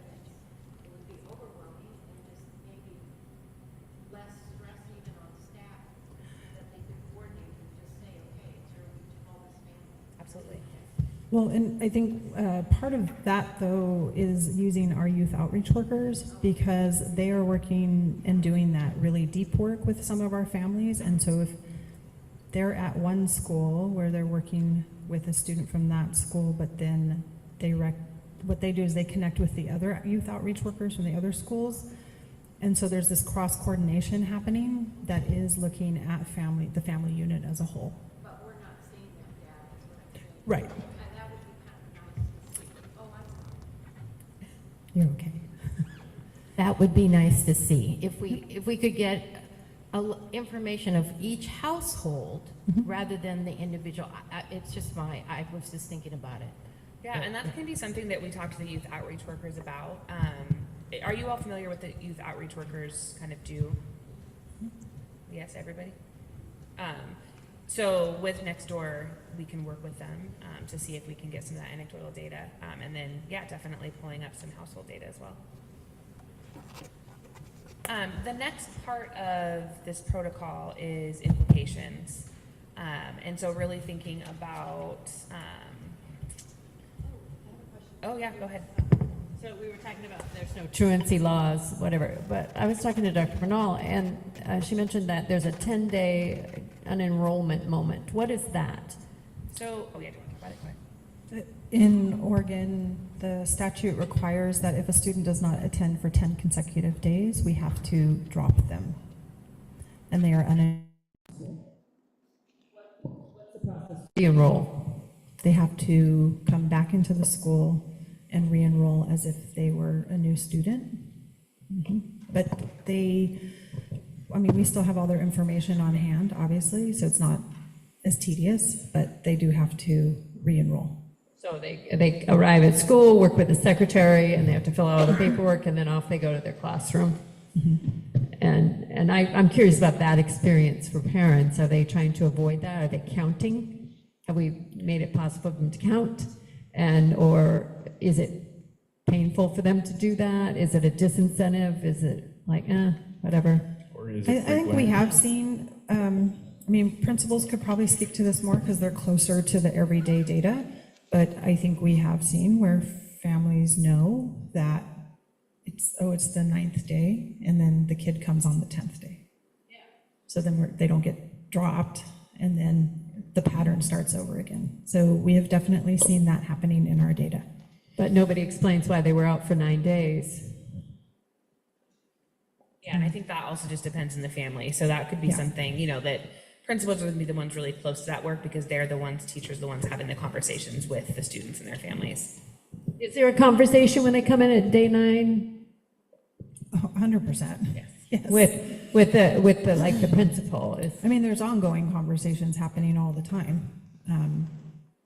But like any system, if you learn what the rules are, you can work around them. And one of the reasons that we have attendance teams, as CJ talked about, is to address those habitually absent students. And so there's going to be students that come up during attendance teams consistently, and the goal during those teams is really to individualize the plans, right? Because what we know works for one student might not necessarily work for the other student, what we learn about the students' families, right? And so really trying to get information during those attendance meetings so that can be spread out to those families. And so that's going to be something that's constantly happening during those attendance meetings. In your opinion, are those attendance plans working? Yeah, and I would say this is new. So we really started, we're early in implementation of these attendance kind of implementation plans. And there is data showing that it's working, especially for certain families and certain students. I think with any intervention, it takes time, and it takes time to figure out what's going to work for that individual student. So, I'm hopeful that we'll see a large impact of all of that work, but we're not going to see it overnight, right? We're going to need to kind of wait to see what that looks like over time. But hopefully we can bring back data at the end of the year that shows very positive impact.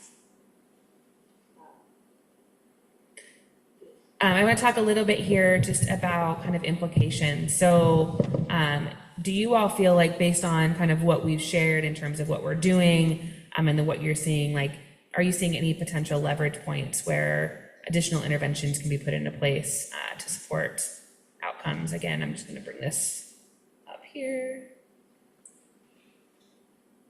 Sorry, I know it's not very big. Yeah, say the question again. We were looking at some data. Yeah, so, looking at this data, is there anything that you all feel like that we're not doing that would be helpful? I guess one of the questions I had based on the 10-day attendance and getting removed from enrollment, is that a frequent thing on the non-attenders?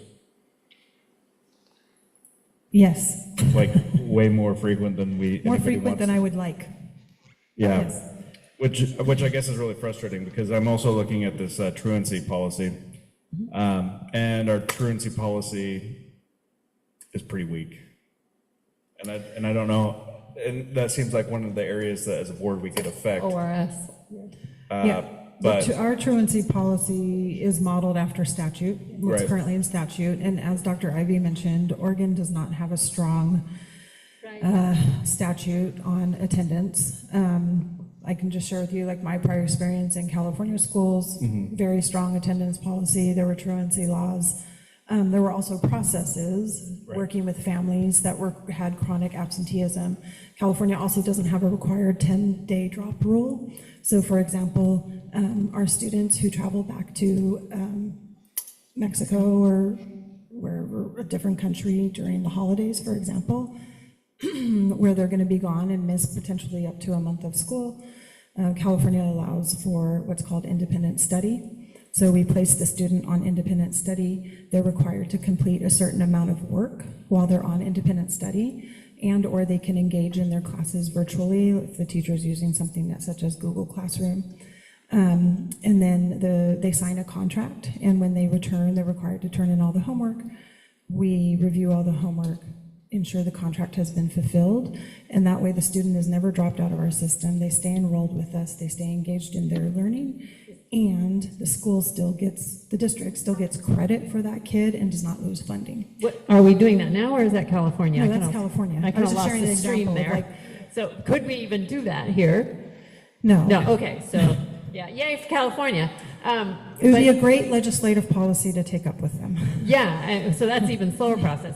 I agree with you. Oregon has very weak laws, statutes, but it doesn't mean we can't develop our own that are stronger in addition to. I mean, there's examples tonight. The cell phone policy was stronger than what was proposed. The sit out an extra game by the AD was stronger than what was required. And I really think that's what we need here, because I don't think the state of Oregon and the ODE is going to rally, or the legislature, and help us in a meaningful way, and that we can do it. I mean, clearly you have done best practices already with the tiered approach. You're starting to collect your data. You have other best practices like school-based attendance committees. So, I mean, we're already starting to put the pieces together. And I do think, and agree with Director Pauline, that we do need to look at this from a policy and an administrative. So yes, there's a question in here. Are there policies you would like us to review or strengthen? Yes, absolutely. And I think we can look at that, and we still need to make sure that whatever we do is aligned with ORS. So you Sure. mentioned the cell phone. So the cell phone policy that was put into place, that actually was not in ORS. So currently there's not an ORS around the cell phone policy. That was something that came through a governor's order. And so that's a little bit different if we think about what that policy looks like at a local level. So there are some conversations I think we can have around the truancy policy, and it still has to align with the ORS and the OAR. So we can't Sure. just kind of, we can't develop a policy like what California has, No. because that wouldn't be aligned with our state But we policy. could, but I mean, part of any policy, I mean, I think it's always three-pronged, right? It's the board coming up with policy, it's the administration carrying it out, doing the lived experience, interacting, and it's the community coming, and you have to engage all three. And I think we have to engage all three groups in order to be successful. And I think it's okay to write it up in a policy, an attendance policy that's very specific. And yeah, you don't make it a policy overnight. You got to run it through, you got to have the attorneys look at it, all the OSBA people got to look at it, no problem. But I think simple things like saying we want clear definitions and data requirements are not beyond, I don't think that's going to hit any ORS. Your tiered intervention, is that going to be a problem? That's a best practice. Yeah. And clearly, the non-punitive approach, you got to put a lot of carrots out there. You got to use a lot of encouragement. One thing that I read about is that it's okay for schools to create incentives around this and reward and celebrate attendance. That's not bad on the students who are having trouble. That's just group team models, and they work, right? And it helps bring people up, the lower kids up, and to participate in community. So I think you got that. Family community partnership requirements. Clearly at the deeper level, you're working with families. I would love to get more anecdotal data in this next period of time as you collect it and somehow try to bring it all together, figure out what these problems are. Is it because we don't have rigorous curriculum that they just think they can miss school and be caught up? I mean, I'm not saying that I'm just saying there's reasons why a parent thinks it's okay. And so try to figure that out and then get it into, groups of action. And then there is also the public campaign part where we are very open and clear. This is what we care about, everybody in the community, and this is why it's important. And you gotta do a public campaign about that. And maybe you come up with a pithy saying about what it is, and because that's the public and they're the third leg of the stool. So how do we engage them? So it becomes, so you can just kind of, what do I want to say? Create that synergy. Right, and not only that, but the public has the responsibility to bring their kids to school if we're paying for them, and it's not fair to the kid, it's not fair to the taxpayer. And so it's an obvious problem that we got to figure out how to fix and how to facilitate those kids winning at education also. You're never going to be without challenge. This is a challenge for us to figure it out, and we can do that. Why not? It's a good challenge. And we're at, what, 60% now? That's, nobody's happy about that in this room. Nobody thinks that's okay. So I think we all have motivation. And it's a matter of now to say, how do we go about it? What do we do? How does this board then work on a policy that's effective? I mean, there's certainly a lot of models you can find, others that have done it, and putting it into a policy. And then, I mean, you basically, the process you described, let's make that a policy, So make it clear and find the incentives, and I don't know. I don't want to say find the sticks, but at some point there is a communication to the student and the families that says, you're here, but I believe in you up here. Because if you don't communicate, I believe in you up here, then that's the gap, right? Then I don't believe myself either, I don't need to show up. But if I tell you, you belong up here, then I've communicated that the child has value and therefore deserves to be in school. So that's my concern.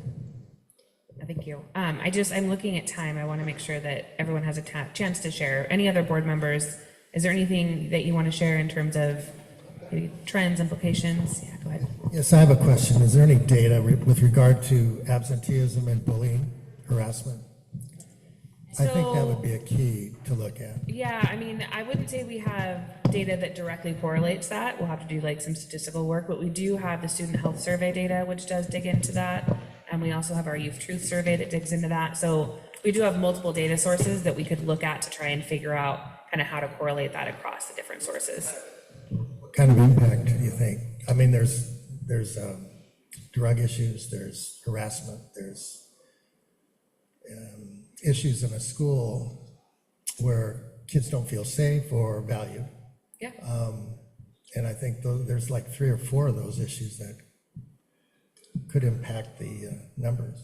Absolutely. And I mean, if we look at, we talked about in our first session, if we look at belonging, if students feel like they belong in school, they're less likely to attend. And so there's a lot of consideration around how we make sure that students feel like they belong.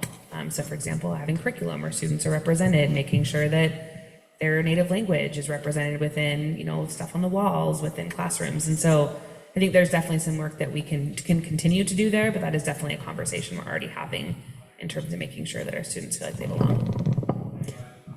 So I'm curious, I mean, I think we see all of this, and appreciate this. And so then my next question is, how do we strengthen our policies, or do a policy review and help your board help you do this work, and then engage the community? So I think part of what we did, or an exercise Dr. Ivy and I did, we just went into all of the policies and we typed in the word attendance. And it pops up in a multitude of policies, just the word attendance. That's the sheet. And we listed those for all of you, and we kind of categorized them into like our general attendance policies. And then there's attendance around student conduct and engagement. There's attendance around policies that foster inclusive attendance. And then there's also things that aren't policies, such as SB 819, which are all of the rules around special education, and that we can't shorten a student's day unilaterally without parent agreement. So that's not a policy, that's a law. So we listed, this list is not exhaustive. So there's more, but we listed the main ones that we pulled out and teased out that talk about attendance in a bunch of different areas. A next good step for a board would be really to look at your general attendance policies, and I think also look at your ones that foster inclusive attendance, because they go hand in hand. You can't do one without the other. You also have to take into consideration your conduct and engagement policies. So.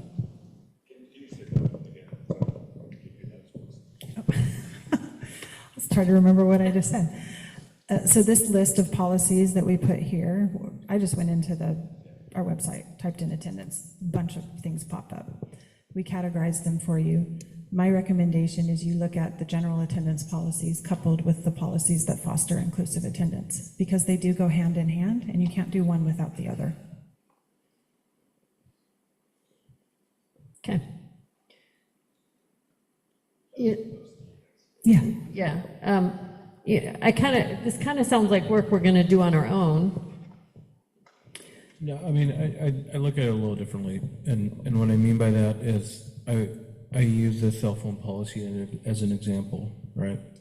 So we know that here at TDMS we did a pilot program, and thankfully it was successful, right? They tried some things, learned some things. Then obviously when the governor's order came out, we were well positioned to be able to implement that quickly, thanks to the good work of the pilot program. What I'm hearing tonight from Dr. Ivy and Director Toole is that we are doing very similar things to that in regards to trying new things, learning new things, to be able to help inform. So I don't want to put the cart before the horse, so to speak, because I think we need to kind of learn from the people in our buildings to really be able to be intentional and thoughtful about what a policy would look like. So I appreciate the work and kind of the whole fail forward thing. We're going to try things, we're going to learn things that may not necessarily be the best, but I think this problem inherently is, I'm going to equate it to the math term, a multivariable problem. There is not a singular leveler. I think we'd all wish to say, my singular idea is going to magically, solve every instance of kiddos that are not going to our buildings, but I think the more intentional we are, I appreciate the work with the YOWs. I think that'll glean some good data and information for us to really understand what are the challenges that our families and kids are experiencing that doesn't allow them to join their peers in class. Thank you for that. And I think, really what you're speaking to is that we do have so much work in place right now happening, right? And so something that we're really working on is collecting data around what we are doing to see what is effective, and really starting to do a lot of improvement science work, which goes into, you plan, you do, you study, and you act. And so really trying to think about how we are trying something, how we're collecting data on it, and then making shifts based on what we're learning.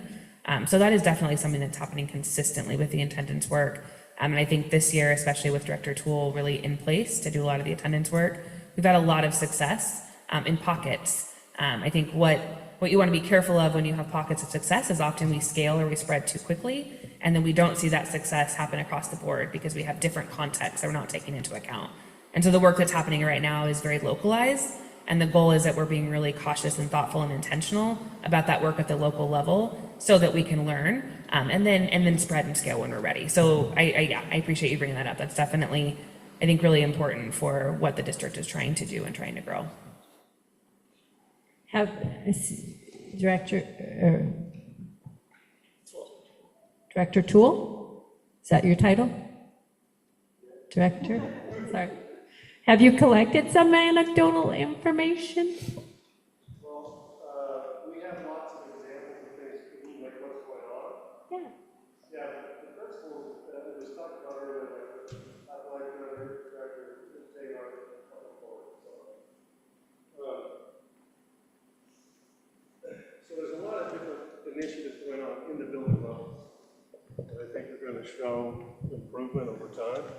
And simultaneously, because you have to run multiple processes at one time, we are trying to improve and build systems as we're going and improving those. So it's there is a lot of data collection going on. We just got the student health survey report today.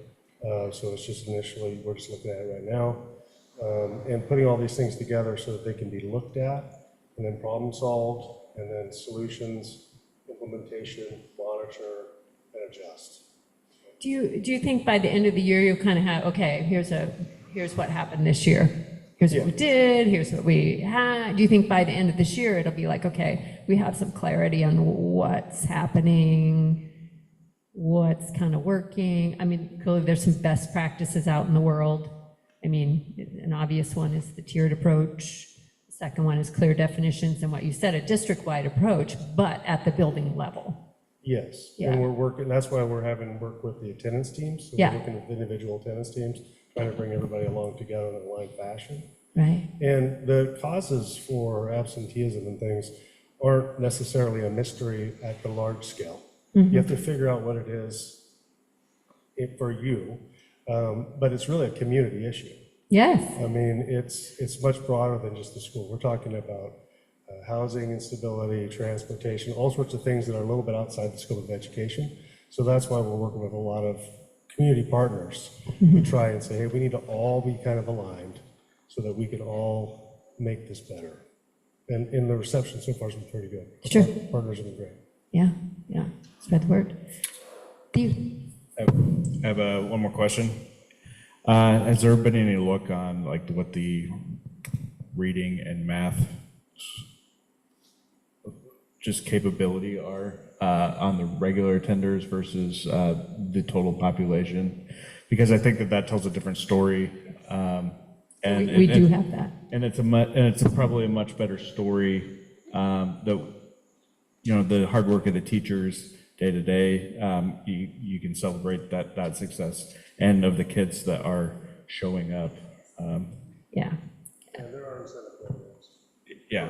Well, I think that's something that's good to communicate to the general public too, because the public rankings don't reflect that, but that is something that we should celebrate that, and also communicate like, hey, get to school so you can be a part of this winning team. Yeah, and that's one of the reasons why we wanted to start with attendance in these kind of data dives, because we're going to go to literacy during our next data dive, and we want to contextualize what literacy looks like in comparison to our attendance, right? I mean, if students aren't in school, teachers can have the best curriculum, the best instructional strategies, all the passion in the world, and you know, the student's not in front of you, they're not going to be able to learn those foundational literacy skills. So yes, that's definitely something that we can break down when we bring the data to you all in January. I appreciate what Director Pauline, he used the word story, and for a public campaign, you need to tell a story, because maybe mom sitting at home that just didn't feel like getting the kid to school today needs to understand that she has kind of notched her child down from his educational and future success. And so start telling stories. And I know we have a lot of communication through Parent Square and all that stuff that they're seeing, but we need maybe just engage a little more in the media, telling those stories into different service groups and things like that. We need to have a lot of people telling the same story. Yeah, and I think, you know, what CJ mentioned, a lot of the issues with attendance are outside of the scope of schools. And so I think that's something the board can help with is community organizations you all are involved in, right? How can we help spread the message? Because it does have to do with transportation and healthcare and, unstable housing. Sidewalks on 10th Street. Yeah, I mean, That was they're brilliant. Yes, all of those things, right? That again, I just think that often we use language of like parents don't want their students come to school, or and I think that is a very small portion of students and families. A lot of it is true barriers that are in place, and so really working with our community partners to help them, so that again, I mentioned the mark that Cedra brought up, but really doing incredible work to try and offer families the support that they need, because most families want their kids in school, but there's barriers in place that are limiting their ability to make that happen. So how can we address those barriers? Right. So like transportation, I think one time in a conversation, we discussed how folks that live inside the 1 mile or whatever the walk zone is, they're not getting to school. A mile's not that far. I get it. But what policies, and I get that it requires budget too, like what can we adjust there as a district to facilitate that?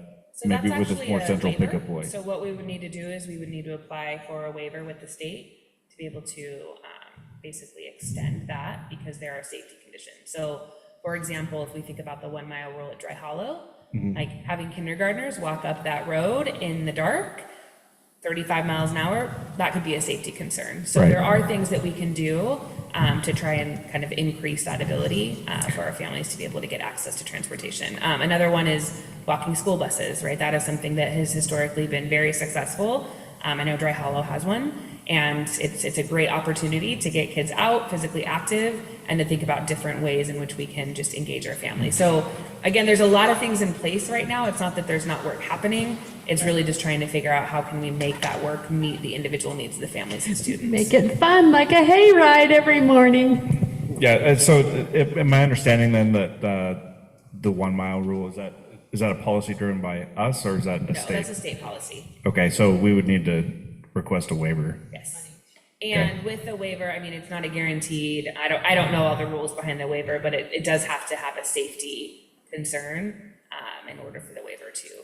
Like a significant lack of sidewalks on the west side of town? Yeah, like And some of that. prior to initiating a waiver, we would want to do an analysis of our transportation fleet and capacity to expand and be able to do that. Yes. So, cart before the horse. So do that study first, then we could apply for the waiver. Right, yeah. No, I'm just thinking of like Yeah. what different options there are and what levers we can pull, and trying to understand that. Yeah, I mean, related to transportation though, too, we partner with like the Link, and we partner with other of our community transportation partners to provide like free passes for families. There's also situations where like we have to do like special accommodation for a family because of extenuating circumstances. So there's those things that happen too. It just depends on the situation. So, yeah. So as I mentioned, for next month, we are going to focus on literacy, growth, and achievement. So we will send that data to you ahead of time as we did this go around. And then also we'll also make sure it's printed so that we can actually look at that together, and then we can look at it by school. But you should still have access to all the data for regular attendance. So if you're looking at that and you want other data, Director, I was just calling you Dana. Director Winelage, if you need additional data or there's any questions that come up, please feel free to email us. When, is there a time when you come back to us during the year? I mean, towards the end of the year, end of year, whatever, and say, here's what we learned. Absolutely, yes. Okay. And I know I will be reading all these delightful policies and see where we could strengthen them and suggest that or talk about that, or Dr. Manal, and see what we can do to support this work. So thank you. Thank you.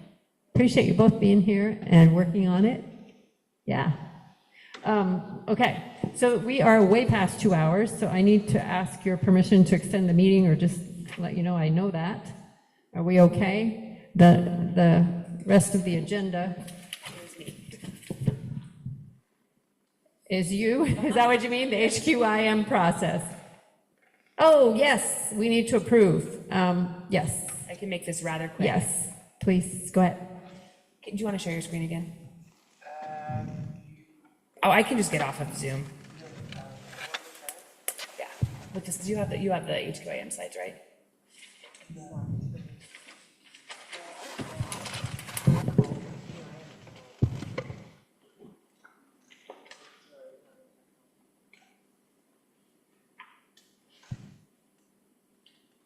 only because my battery is very close to being done. Okay.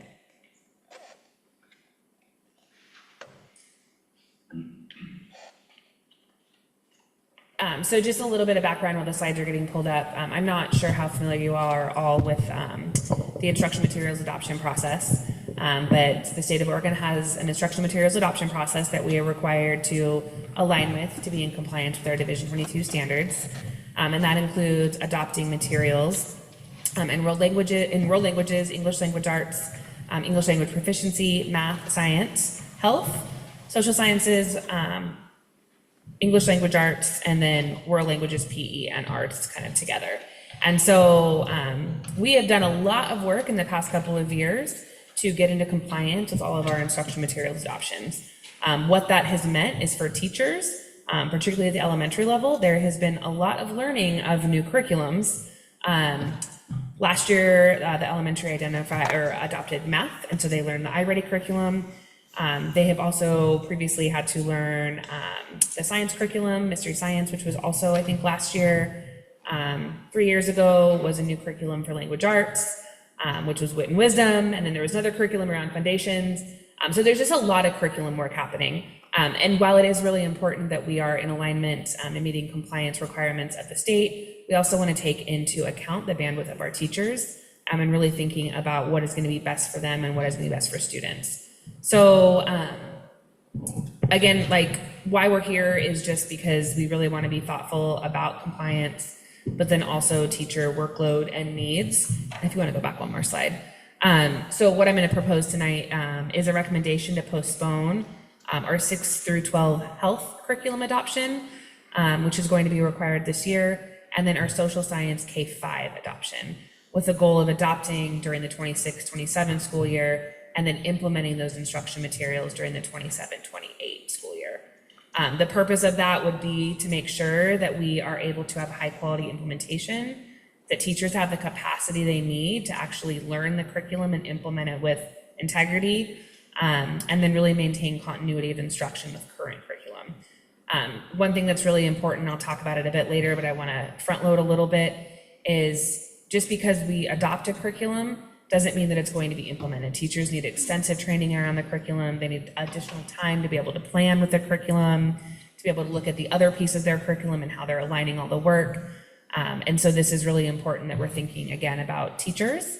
And we've already heard from our union representatives that teachers' workload right now feels really high. And so I want to attend to that as we're thinking about our instruction materials adoption process. If you go maybe two more. Next, there you go. So what we are doing right now is that secondary, so grades 6 through 12, they are already undergoing a social science adoption process. They recently completed math and science adoption processes. It's really important just for anyone who is not kind of knowledgeable about adoption processes. I think any teachers in the room can speak to adoption processes being very time intensive. And so how an adoption process works is we're given basically a list from the state saying these are all the approved materials. Teachers need to look through those approved materials. Once a number of them are identified, then they have to pilot in their classrooms, which is a great opportunity for learning, but it also is going to disrupt the planning that teachers have already done. And there's feedback stages, so it's a lot of work and it's very time intensive and requires a significant amount of teacher involvement. At this point in time, we only have one secondary instructional coach to support adoption and only one elementary coach to support adoption. So again, if we're thinking about time and capacity, it's a lot of work on our staff. So the elementary health curriculum is required to meet Division 22 standards. Currently, there is no district-wide elementary health curriculum. The benefit of health is that right now there is only one elementary option on the ODE state-approved list. So that is going to be a much quicker adoption process because we get to kind of skip the first couple of stages and have some teachers pilot it in the spring. But again, it's going to look wildly different than having to go through the process from beginning to end. What we are hoping to do as we think about postponing this process, Robin, you can go to the next one, is we are currently collaborating with Columbia Gorge ESD to really think about a potential regional approach to try and help both alleviate costs. Pilots used to be free. Sometimes curricular companies no longer allow them to be free. They are a cost. And so we are right now working with Columbia Gorge ESD. We met with Hood River and some staff there on Monday to try and figure out some cost savings efforts, and then also trying to do some training and some implementation support for our region instead of only thinking about our own district, so we can have a more regional approach and just get more teachers' voices.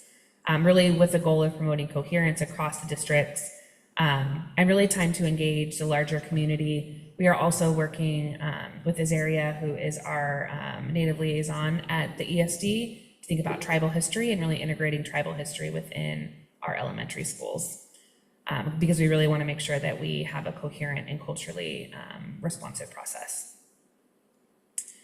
So impact of kind of where we're at on current instruction is secondary health is going to, again with this proposal, continue to use their current curriculum this school year. Elementary health, they will use the existing resources in place this year with social science integrated through Wit and Wisdom. And then again, TLA, we are partnering with Columbia Gorge ESD and the CREN for some unit planning, some tribal history, and some place-based learning. What we don't want to do is that because I'm requesting that we postpone the elementary social science, I don't want to say that means there's not going to be social science, but we also want to give teachers support so that they're not having to create their own units and lessons on their own, but we're really thinking about place-based learning in the DALs, and we're having support from the ESD and the CREN to do that work.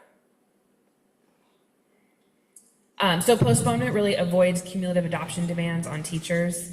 Again, it supports high quality, thoughtful implementation, so we can really get teachers the time and the training and the planning that they need, and then aligns teacher capacity, coaching, support, and community engagement.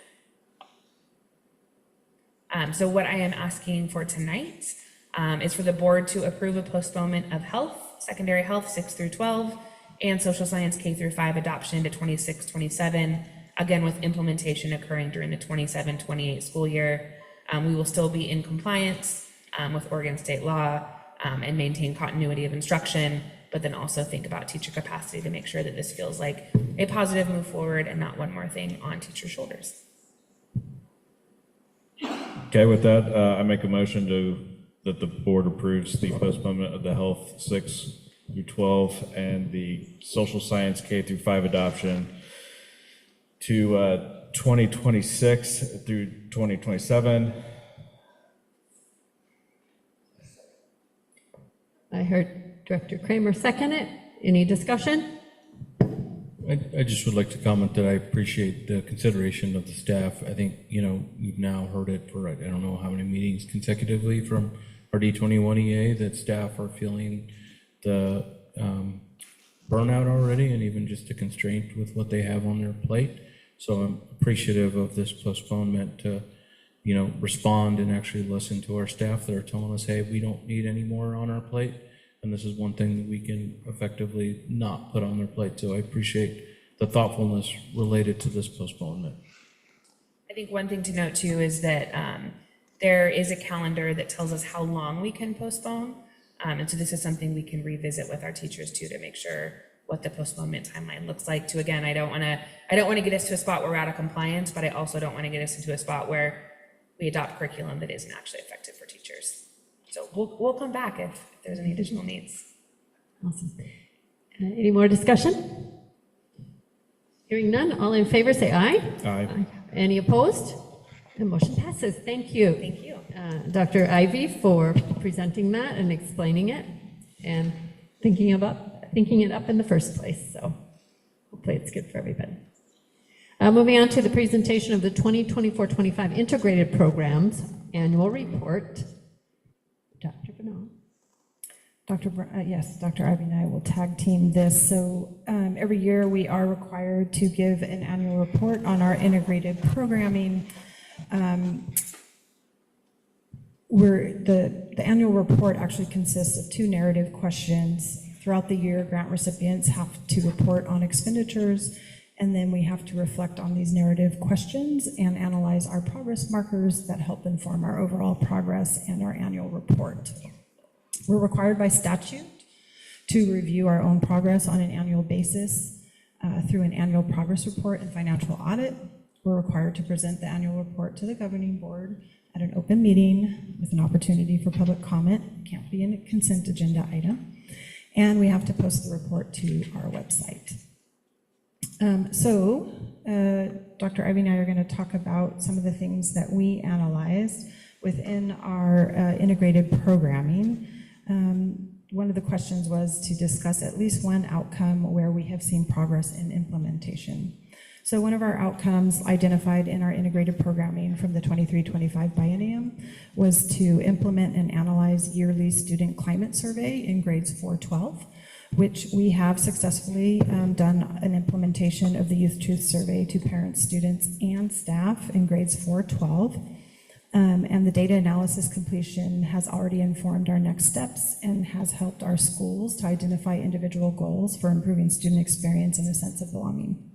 Some of the barriers within that goal is balancing survey fatigue. We often get a lot of survey fatigue, especially in the spring, because there's other surveys such as the SEED survey, which is a big one. So it's balancing that survey fatigue. And then we also had very low parental completion of the survey comparative to our students and staff.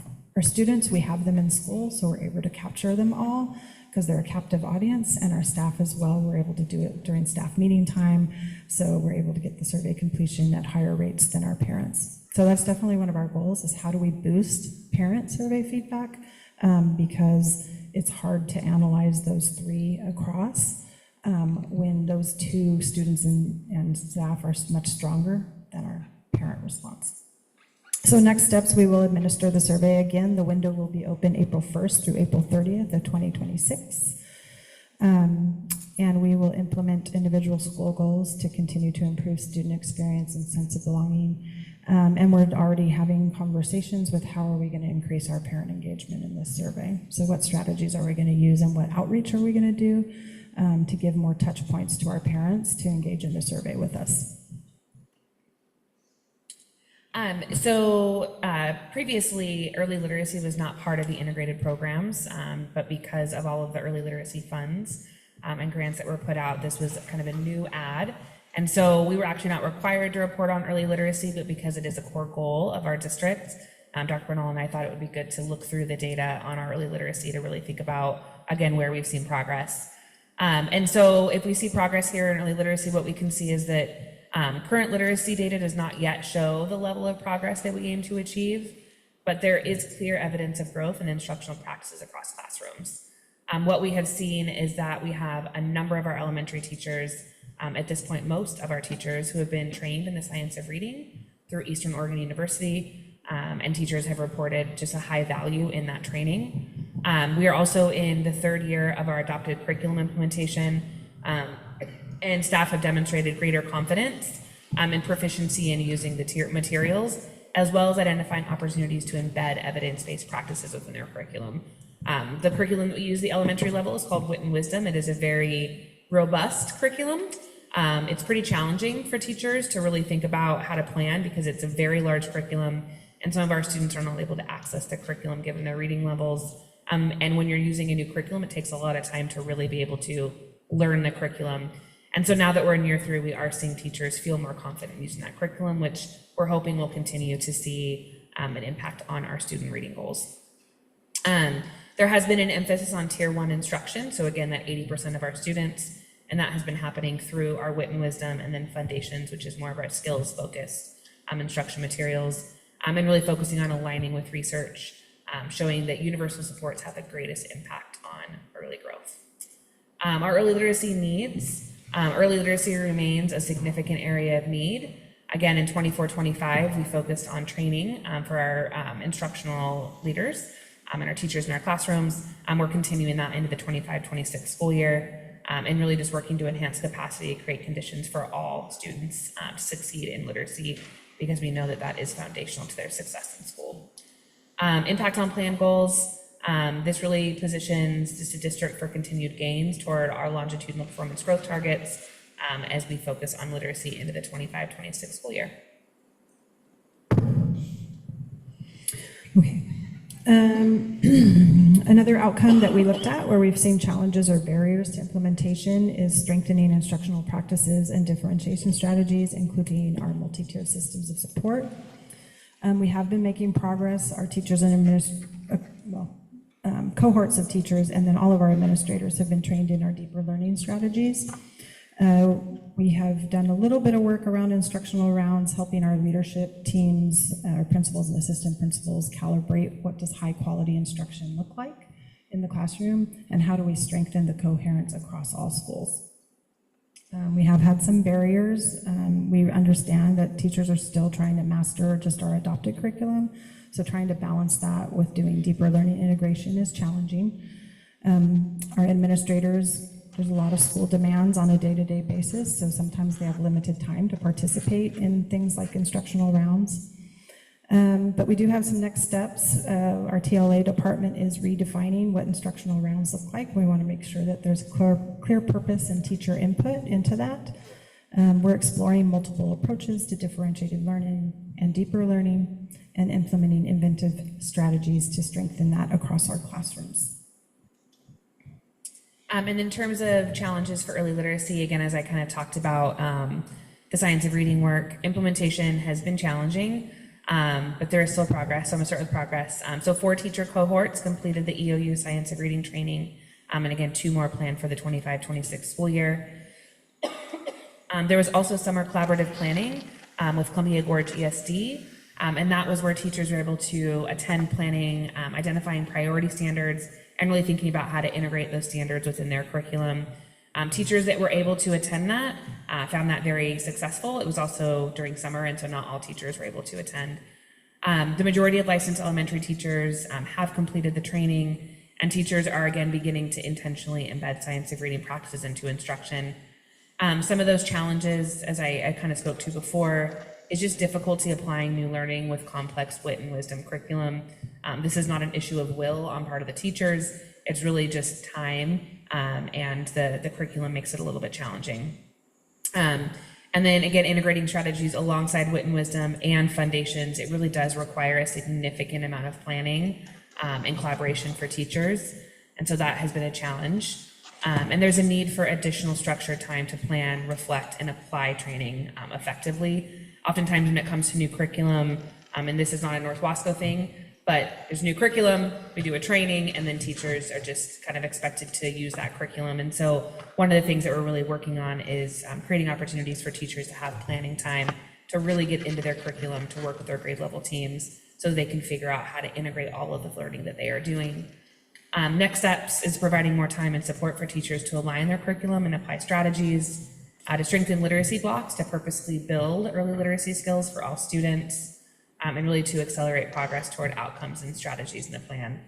We're also working, again, with the Columbia Gorge ESD and the CREN to do some more intentional professional development this summer with our teachers on early literacy in particular.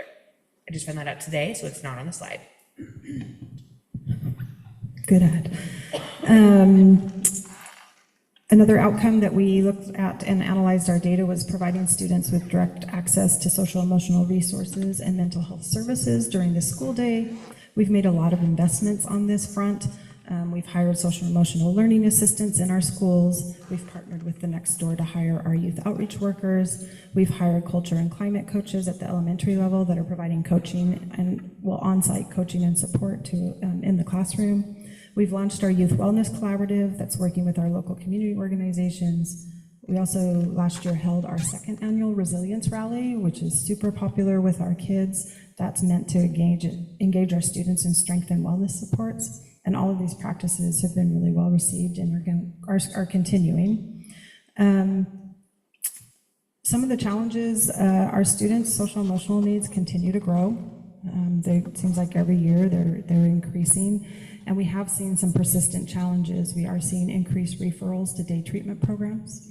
We are seeing higher rates of disciplinary incidences. We're seeing a high number of, or a rising number of students on 504 plans. And as we already discussed tonight, our regular attender data is below target. This year, as we've already discussed, every administrative team has set up an attendance team in their building, and they've set specific attendance goals. We have partnered with Responsive Classroom this year at the elementary level to strengthen classroom climate and engagement. We're increasing our expectations for middle and high school participation in activities and athletics, and especially as it relates to attendance. And we are implementing our district-wide attendance framework that has consistent practices and interventions in place. And then again, for early literacy, our early literacy rates in 24-25 were below our performance growth target. We were at 24% of our third graders, and our target was 34. So we have some work to do there. A lot of the work that is happening is helping to, we're hoping, right, is going to help to increase those. Another opportunity that I wanted to name that I haven't talked about on other slides is that we are going to be expanding training and student participation in high dosage tutoring. So we were identified as one of the districts, I think we talked about this in a previous board meeting, to get additional funds for high dosage tutoring, which is very explicit, direct instruction around literacy for our students. And so we're hoping that those additional funds can really support our students that are needing the additional work around that early literacy. So the goal is that that plan adjustment is going to help us to reach our performance growth targets. That's it. Any questions? We tried to go fast. Yeah, good job, Sally. I do have a question. Would you adopt wit and wisdom again? I'm going to look back at Kate and Abby. Would you adopt wit and wisdom again? Did you see the looks on their faces? Would you adopt the wit and wisdom curriculum again? I did not mean to call you out. I just had a feeling. In a few, in the adoption cycle in 7 years or 4 or whatever, you have to reconsider, right? So we have to reconsider. I don't really want to call Abby out here. We have to reconsider in 2 years. So I can just share, I have been doing listening sessions at every single school. I finished my last one today. Just really learning from teachers what's going well, what feels challenging. And wit and wisdom has been a constant challenge that I've heard in every single session. And so the good news is that the state is going to have a new list of instructional materials, right, that are approved. So we will make sure that we have a lot of teacher participation in that new adoption process, so that it really is teacher-led, and that they're able to make sure that whatever is chosen is something that's going to meet their needs. But I can say that it is a common refrain that wit and wisdom is not the favorite. Thank you for being candid about Yes. that. Part of the bargaining was that supplemental materials could be used if they aligned. Yes. So They just teachers can't supplant. Yeah, if they have something to help them make that wit and wisdom work. Yes. 2 more years on it and we can go off on something else. Yeah, so I was actually looking at it before. So with English language arts, let's see, we adopt next. Adoption year is 27 with full use in classrooms by 28, the 28-29 school year. So we got a little bit of time, but we'll be able to pilot new curriculum in that 27-28 school year. So I think the goal right now is really figuring out how do we use our current curriculum in a way that is going to meet the needs of students and help teachers feel like the professionals that they are. Yeah. Okay. Thank you very much. You're welcome. Okay, moving on to our favorite part of the evening. Dan's smiling. Woohoo! It's time for the Chief Financial Officer's report. My favorite part of the evening.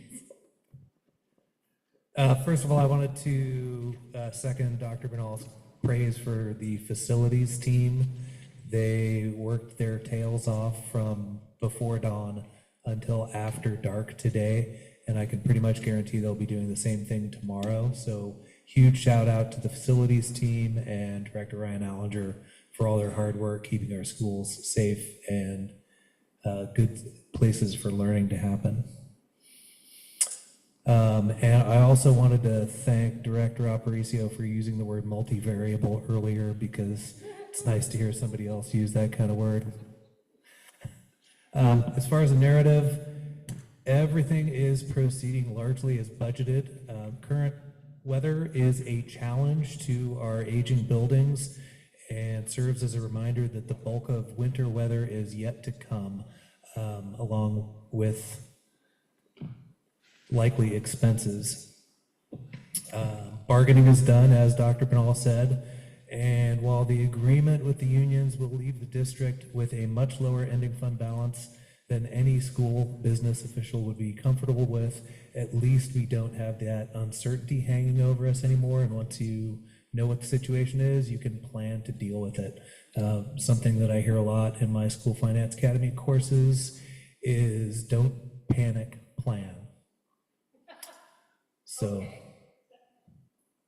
Getting into the financials, I put these together on the assumption that the supplementary budget presented tonight would be approved. So if you look at the 230 fund, especially the 2,000 and 3,000 functions, you'll see that most of the big variances have disappeared from those funds.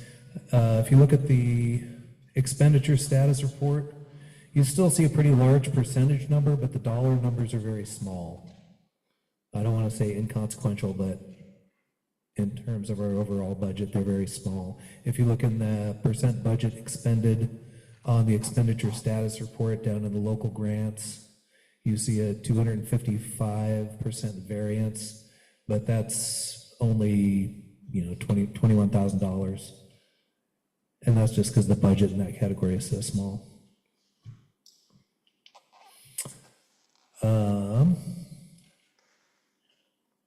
Revenues and expenditures are both on track for the year. So if you take a look at the revenue status report, I always go right down to the bottom line on these reports. You can see that we have pulled in approximately 47% of our budgeted revenue for the year. And if you do the same thing on the revenues or the expenditure status report, and I learned something new every time I look at these reports because these are reports that were created by the previous CFO. There's no percentage figure on the bottom line, total all funds. But if you run the numbers real quick, we have pulled in 30% of our, we have spent 30% of our budgeted expenditures. And if you add to that the encumbrances, which include payroll that we've already planned for, those two total 79%.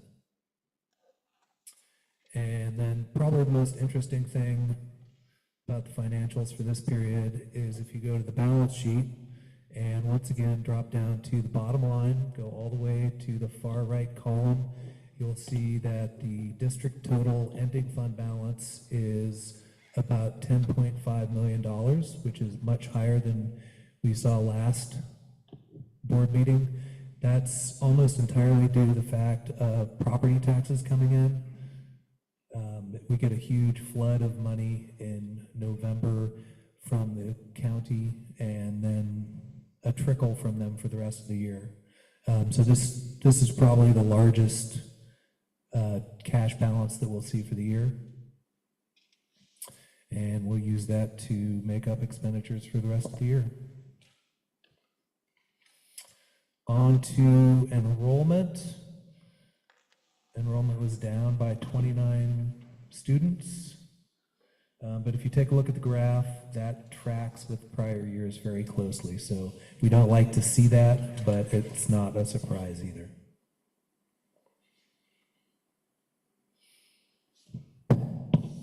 Questions, comments? I'm just looking at the shades of blue. That's the 2023-2024 that we're mirroring, basically. Say again, where are you looking? Oh, I'm looking at the red arrow here on the enrollment. And it looks like that's the 2023-2024.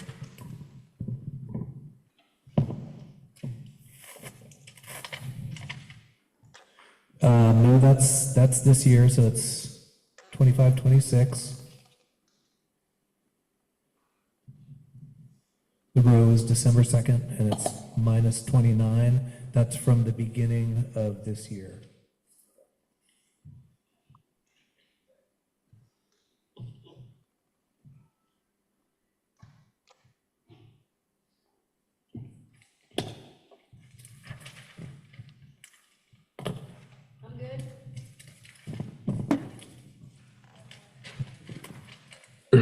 Oh. Questions from the board? No, we have an action item. We do. Approving the supplemental budget. Yes. I will motion to approve and adopt Resolution 25-2606, resolution rescinding a prior supplemental budget and adopting a corrected supplemental budget for fiscal year 2025-26. Do you have a second? Oh, Dave Jones seconded. Any discussion? Seeing none, all in favor? Aye. Any opposed? It passes. Thank you. All right.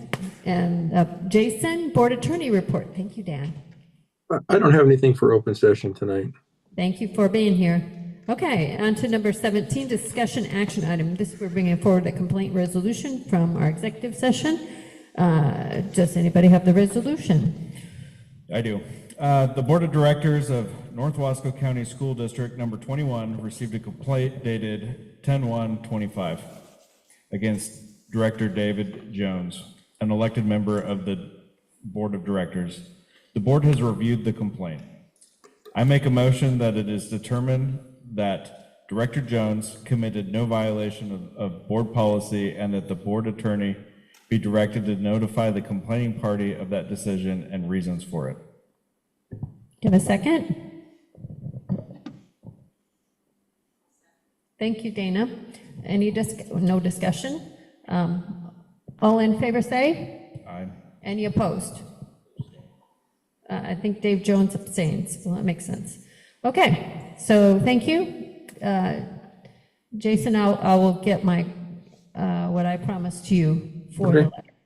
Okay.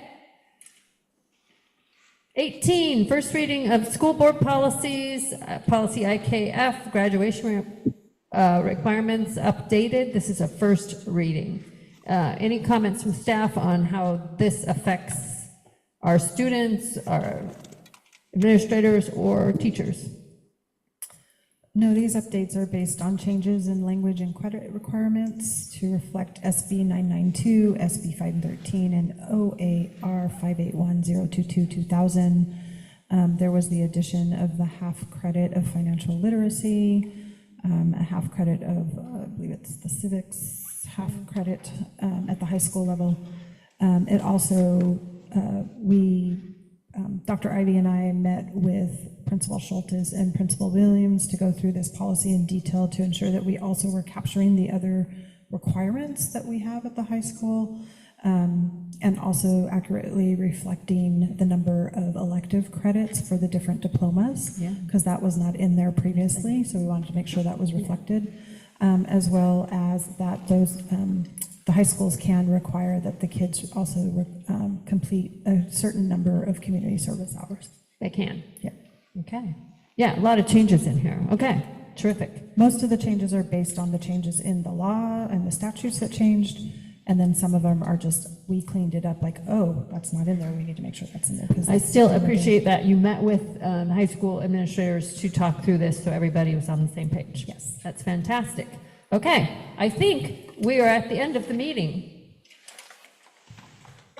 And so, number 19, informational only. I don't think we have comments from the audience.